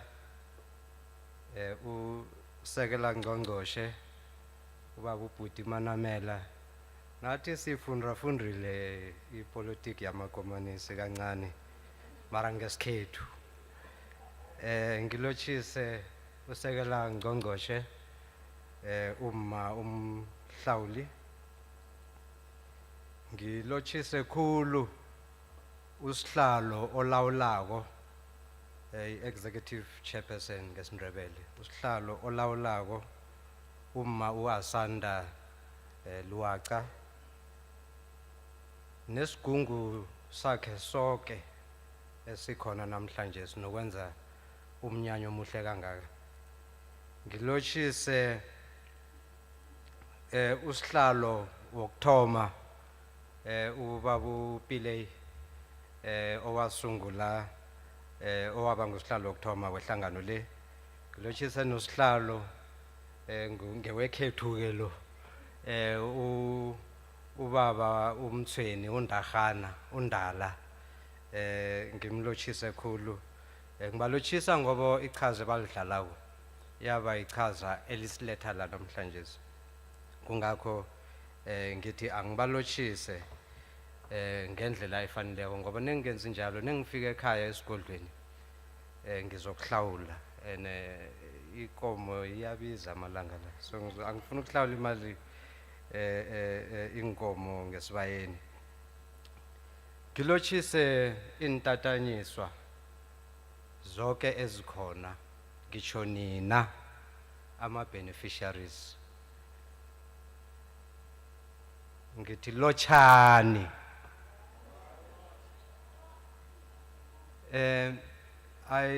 I wish to congratulate all of you for making the Solomon Mahlangu family proud for what you have achieved. I think it goes without saying that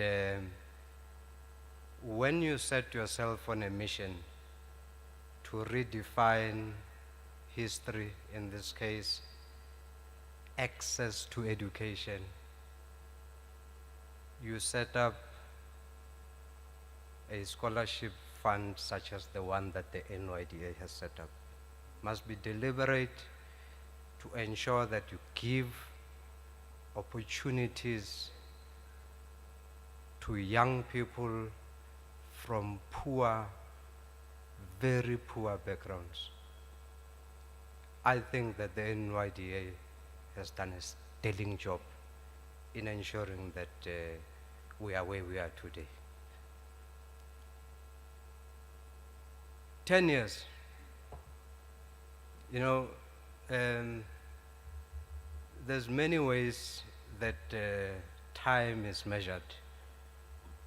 And I'm sure some of you would resonate with what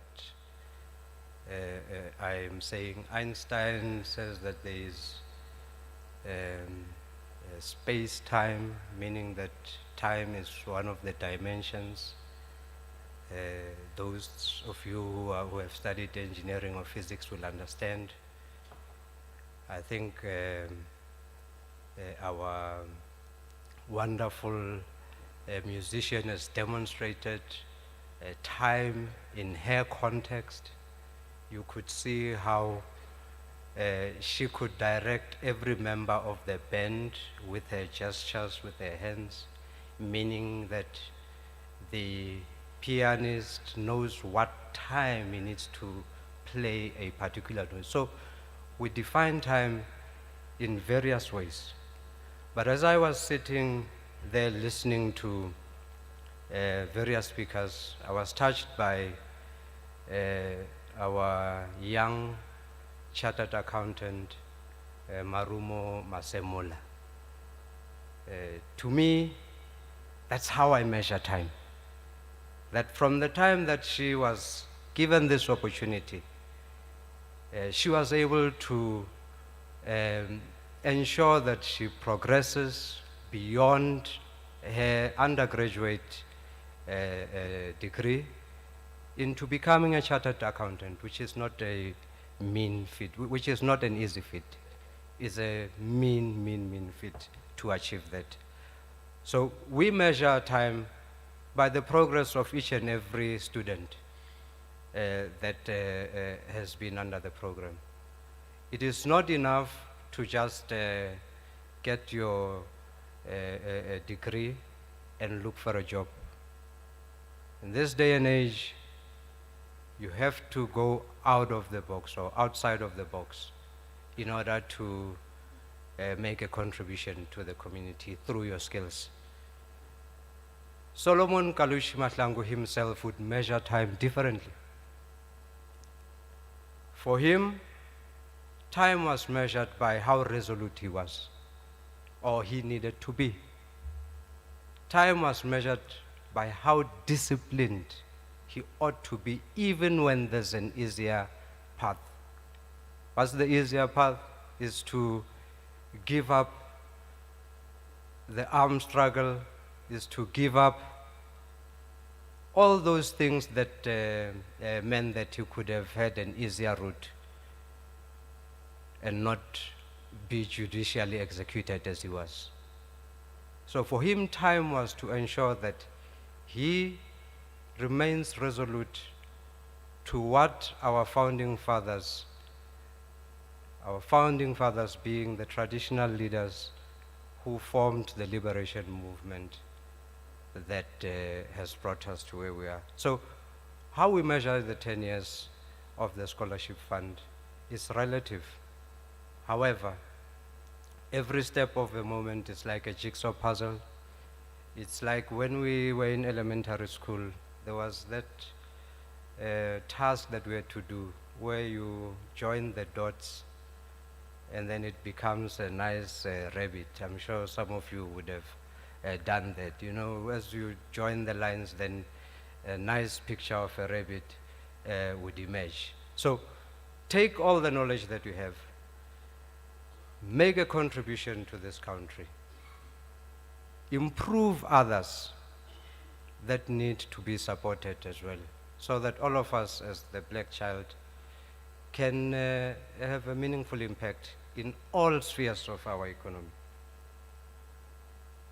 You need to take what you've learned and drive the agenda globally.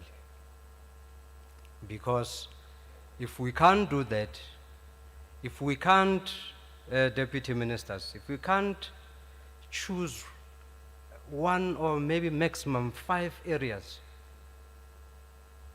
or 5 areas of skill sets, which will include many disciplines, by the way, and sponsor that to the world and say, South Africa produces this. And maybe a good example would be energy. We have world-class engineers. We have world-class chartered accountants that are making sure that the energy sector can be a groundbreaking industry that we export. So we need to be deliberate and make sure that we do research, we make sure that we support all the areas that can make this country a great nation and compete amongst other nations. It is through the human resource capital. It is through the academic prowess of a country. And we have many examples. China, went through what they call 100 years of humiliation. We used to call them, or their products, Fongkongs, right? We used to call them Fongkongs. Today, if it's made from China, it is made by the best engineers that have studied in the best institutions, that have done the best research. And that is why they are dominating the world. So we look upon you to truly, the Solomon Mahlangu Scholarship Fund was really a startup hack, just to get you started. But you now need to move towards making an impact globally. As I wrap up, I think, I'm not sure if you know who Solomon Mahlangu is or was. Angazi, sesikhuluma, mina nongangibuza ukuthi ngingubani, ngizokuthi ngingwakopalo konciphile utshambo wesimbele ezinye umkhweza nekhwesini umkhweza nokumahotsha. And that's also Kalushi. But take time. Take time. You know, at your disposal on your cell phones, you can do a lot of things, but take time to understand who Solomon Kalushi Mahlangu was, because he was an extraordinary young person. I did a quick scan in the room, and I think the average age is around 22, 23. Maybe I'm a bit conservative, but needless to say, Kalushi was only 22 years old when he had to walk the 52 steps of the gallows. Only 22. At 22, I asked myself, what is the resolve that I would have to walk up those stairs singing a revolutionary song and face the music in this case being the gallows. So take time to know who he is. You are the beneficiaries of the scholarship fund. Take time to know, because out of him, I have developed a sense, or let me say a seventh sense, if I can put that makes me to withstand challenging and difficult times. And I emerge victorious ever since I did that. So take time to know him so that you can take some of his beautiful traits and attributes that makes us, as of course, Sokulumi, proud to have this prestigious scholarship fund named after him. We are truly, truly proud of that. We say to 10 years and to the next 10 years, we continue to innovate.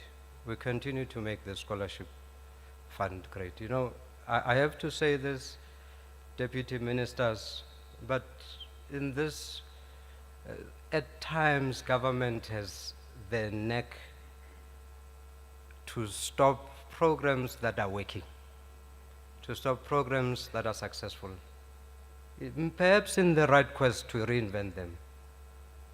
But we are truly hopeful that this scholarship fund will be supported and continue to nurture more and more and more great minds. And that we will sit here in 20 years' time, maybe redefine time, because I know Deputy Minister Buti Manamela did not have gray hair 10 years ago. So I noticed that he's following suit. So when your hair is gray, yeah, we will celebrate 20 years. With those words, I'd like to wish you a wonderful night. Sizikhakhazisa khulu ngani. Nengifike ekhaya ngizobatshela ukuthi noke benibahle kangangani. Ngiyathokoza. Bayade.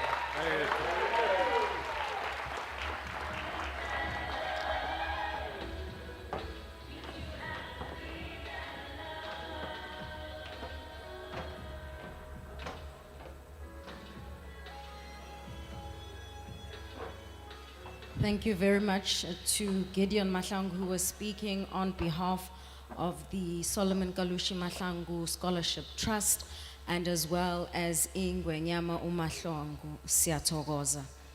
We now move to the part of our program where we invite the Deputy Minister of Basic Education, that's Dr. Regina Mhaulu, and she'll be speaking about the importance of education in building a prosperous South Africa.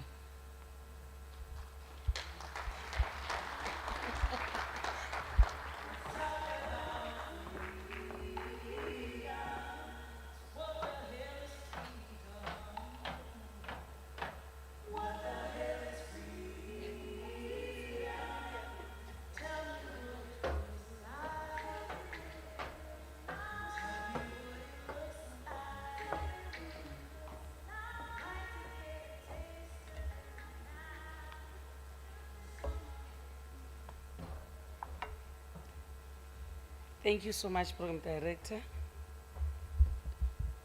I want to check from you if you have a particular way of inviting Honorable Manamel, or must I invite him for you? No, you can invite him for me, DM to DM. Yeah, he's my younger brother. I don't mind to invite him. Thank you, Zianda, Program Director. Lochise, ukhosi bakwaMahlangu. Neldukulu yonke yakwaMahlangu. Bonke bakwaMahlangu abakhona la. Ngiyabalochisa. Angifuni ukubabiza ngamagama. Abogidoni bazokwata ukuthi ufuna ngibize umuntu ngegama. Angibuzi umuntu ngegama. AbakwaMahlangu bonke abakhona la endlini. Ngilochise Executive Chair of National NYDA. Miss Asanda Luaca, and the entire board, which I believe the board is here today, and the past chairpersons, the very old and the older, and the current. Thank you very much. So now I'll greet the CEO of Cheetah, who is also the founding chair of the scholarship. No Baba Umtweni. Sibingelele. Oh, Mama uJohana. Greetings to you. Bengithaba uMahlangu angifuni babiza ngamagama ngathi baMahlangu FaMahlangu family yonke ngifakile. Bingelele our graduates, the beneficiaries of the fund, Solomon Kalushi Mahlangu Fund, distinguished guests, ladies and gentlemen. Sanbonan. Sanbonan. Lochan. Good evening, or it's good night now. All the speakers that spoke today here, I was asking myself, oh my God, what are we going to speak? Because now we must change our speeches. All the speakers were keynote speakers. None, as you were listening, you heard. I can't read my speech now because everything that is in my speech has been said already. So what I can say I won't go to that history, Baba Mahlangu, that we must say, as we speak, we must go to that history because we've already said it, where we come from. And what we can say about my blood will nourish the tree that will bear the fruits of freedom. And that blood has nourished that tree, and that tree which is you, your good selves. And that tree must bear fruits. I've never seen a tree bearing fruits and eating the same fruits. When a tree bears fruits, it bears for other people to benefit from it. So you're benefiting from this fund. It should not benefit you and me, myself, I and my family. Benefit others like, I forgot the name, Marumo from Limpopo. I liked it. Because when we look at ourselves, we said, I wouldn't be here had somebody not having taken it upon himself that I want to help this girl from this poor family. And when we have been helped, help others, pull others. Don't say, hey, it was, I was lucky. It's not a luck. We are sowing a seed, and when a seed is sown, let it germinate and bear fruits, and then let the fruits benefit other people. What we can say with education, I like this saying that we always say about Utata or Rolihlahla Mandela, saying education is the most powerful weapon which you can use to change the world. So we should not be inward looking. Let's be outward looking. Let's change the world. Let's change our country. Let's change South Africa. As Ikosi has spoken, let's not just be educated to seek job. Let's be innovative. Let's be creative. Let's come up with new avenues to say, this is how we can do things differently. Let's not do things the same way. We might have failed, we as your mothers and grandmothers, but we rely on you that you are going to change. So in response to the blood of Solomon Mahlangu, education in South Africa has come up with policies, pro-poor policies, policies that are benefiting those who are previously disadvantaged. That's why we have no-fee schools. When you count the schools in South Africa, government schools, we have 23,000. Then when you add those special schools, they come to 25,000. And of the 23,000, 80% are no-fee schools.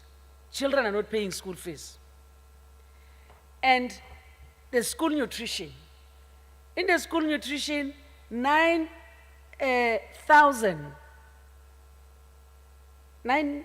We have 13 million learners. Oh, 9 million. I speak of thousands. 9 million learners benefit from school nutrition. When they leave home hungry, they come to school, they eat. And it makes them not to miss classes. It makes them to come to school. Those who walk long distances, there's a scholar transport for them to come to school. So government is serving the poorest of the poor to make them be the same, at equal level with those who have. And we need to take that process forward as the people that have benefited from this. We are doing, the situation is better than yesterday, but we can still do much more better than now. So we rely on the young people like yourself to change the situation in our country, South Africa. So I'm just here to tell you that as basic education, we are preparing the ground for higher education. We are preparing the ground for the growth of our economy. We are preparing the ground.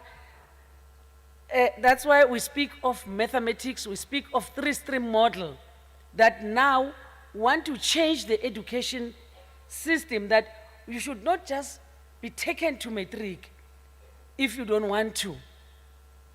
We have your vocational, your technical, your academic route if you want to.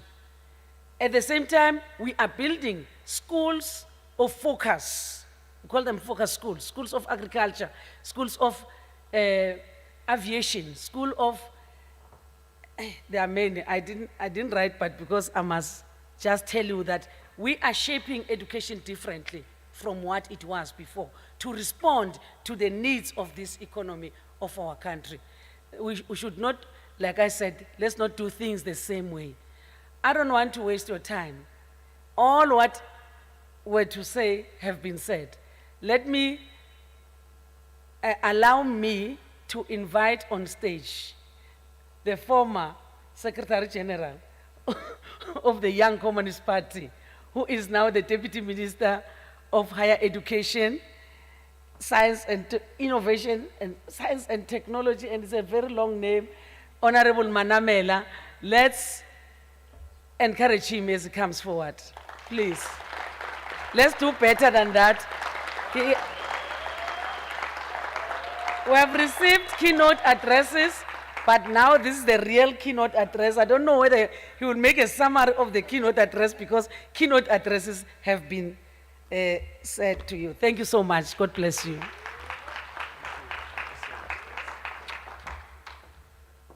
Thank you, Deputy Minister of Basic Education. Good evening. Now to be asked to give a keynote in a gala dinner. It looks like a good idea when you receive the invitation. But then you get set up because you stand between people's actual dinner, because I think they didn't say speech gala dinner, right? They said gala dinner. So you're looking forward to the dinner part, so yeah, so it's unfortunately going to be me who's going to be looked at as to what time dinner would be. That's the power I have today. And I'm going to use it very effectively. Good evening to everyone, but in particular the chair of the NYDA who took the pleasure to invite us here, the former chairpersons of the NYDA, both of them, and as deputy minister, they were chairpersons of the NYDA. So I was teasing them when I was greeting them earlier, you know, how are you boys? But also the Mahlangu family, thank you for those heartwarming messages and also for your continued support to the Solomon Mahlangu Scholarship Fund, but also the beneficiaries of the fund. And I suppose since I'm speaking to the beneficiaries of the Solomon Mahlangu Fund, I need not belabor the point about the success of this government, in particular the National Youth Development Agency, as it relates to creating access to opportunities in education. So I'll save you that part, but I'll mandate you to speak just as eloquently as the young lady who spoke here, the chartered accountant, to speak as eloquently as she did about what this fund means to you, you know, to others, and to continue to pay it forward. So that huge chunk of my speech is cut away and replaced by another huge chunk which you'll hear just now. I've been interacting with the Mahlangu family for quite some time, not in Gideon's official, unofficial capacity in the Young Communist League, but through the family itself. And the first time, and I suppose that's the case with most of us, when we heard of Solomon Mahlangu was about the gruesome death that he was subjected to by the apartheid regime. And so we tended to associate Solomon Mahlangu with death, we tended to associate him with the brutality of the apartheid system. But also as we began to interrogate deeply, and I think by the time we attained our own freedom, we then gradually tended to remove the idea of death around Solomon Mahlangu to look at the things that he has done when he was alive. And so there's this fascination that we have with death and with negativity as human beings, because we see it as an interruption of our being and our existence. And sometimes even when there are so many good things to be alive for, we do not think as Solomon thought when he was facing the brutal hangman of apartheid. I don't know how many of you think about what your last words would be if you are put in that situation where Solomon Mahlangu was was put in. And where he basically said, look, my road has ended, and that's what he says. But it having ended, I'm going to communicate with those who are alive and tell them that I love them and that the struggle continues. Okay? And the reason why I thought deeply about this when I thought about this evening, the 10th anniversary of the Solomon Mahlangu Fund, was that when I first went to the home of Solomon Mahlangu in Mamelodi, we had this very elaborate function. We went to the grave, we had lunch with the family, and something came up in our conversation, and they said to me, you know, we always observe the 6th of April, the day which Solomon Mahlangu died. But it would be lovely if we celebrate the day in which he was born. And I know I still owe the family my time. And coincidentally, he was born on the same day that I was born. And so that's something that kept me thinking about how we get preoccupied with the idea of death and the idea of negativity, and that we identify heroes as those who died, and we believe that, yes, that is the ultimate sacrifice, but it is the small things that we do within our capacity, just as the young lady, I didn't get her name, my apologies for being rude, the chartered accountant, who says that this is what she is doing with the Solomon Mahlangu Scholarship Fund. It may be small, but in her own way, it is a huge contribution to someone else who does not have that opportunity that she is opening up. And I think, yes, it is important that we continuously commemorate those who died. This morning, I was in Venda. We were commemorating the 25th anniversary of the death of Chief Masia. Last month, it was Oliver Tambo, it was Chris Hani, it was Solomon Mahlangu himself. And yes, death is the ultimate price sacrifice that people pay. But I think it's also important that we remember that there are living heroes. There are people who, for them, life may be a series of nervous conditions. For them, life may be full of uncertainties. For them, life is about giving that little that they have. And I think the challenge to those who are beneficiaries of the Solomon Mahlangu Scholarship Fund is, there's a phrase that people usually use. They say, I'm paying back, or I'm giving back. And I always ask, if you're giving back, what did you take from your community? So I'm more fascinated by the concept of paying it forward.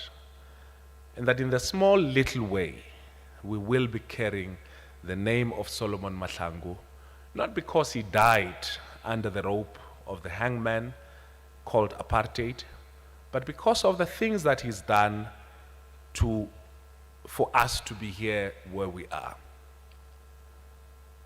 Now, the second reason why I think the concept of us being fascinated by death and it being potentially an interrupter of where we are at is also displayed by how we tend to be dominated by doom and gloom.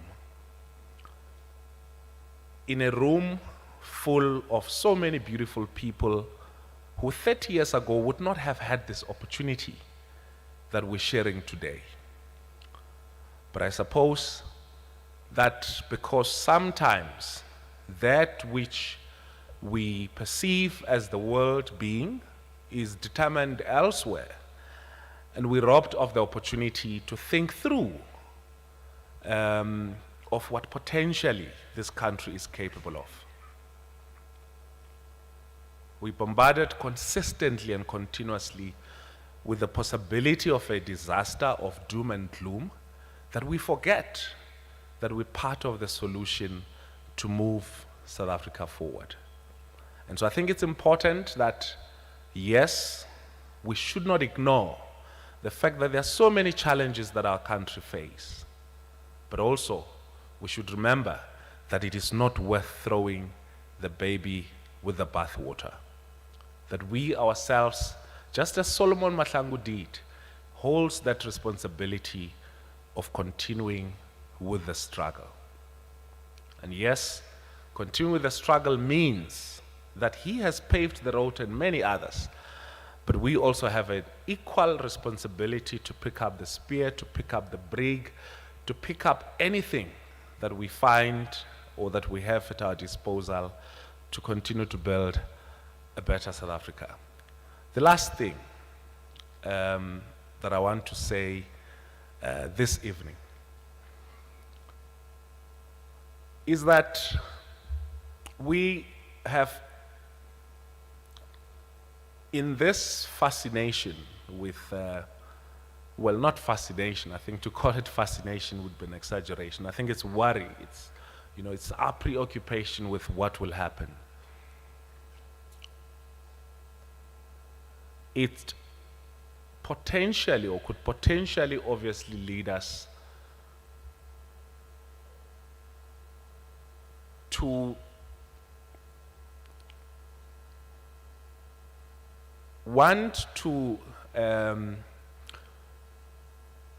conceive what would be the most radical way of changing and shaping South Africa, given what we hear outside, given what our perspective is outside.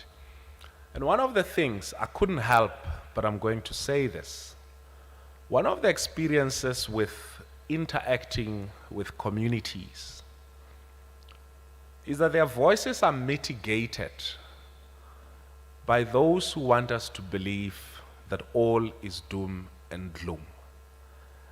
And I think it's important that in our own small way, unmitigated, that we engage with communities, that we engage with young people in particular, as peers, as young people, yourselves, that we engage amongst ourselves as to what possibly could come out from the future of this country. And I think to take stock of the many people who have sacrificed a lot, not only before 1994, but even beyond 1994. It may not be their life, but it could be their time. It could be anything and everything else. Those people may not be in positions such as I hold, but those people have made it their daily basis, on a daily basis, their preoccupation to make sure that they make our country a better country. And so we could experiment with a whole lot of things because we're listening to unmitigated voices from our communities, especially in the last few days. And we're going to be hearing more and more of that. But what's important is that through the Solomon Mahlangu Scholarship Fund, we've been empowered to deceive through what has essentially been a mitigated voice of a people. What Solomon Mahlangu died for was for us to be heard independently, to be heard collectively, to appreciate the progress that has been made in a democracy, and to be critical of some of the challenges that we're confronted with, but to collectively find solutions without wanting to throw the baby with the bathwater. So thank you very much for listening, and I hope you enjoy dinner.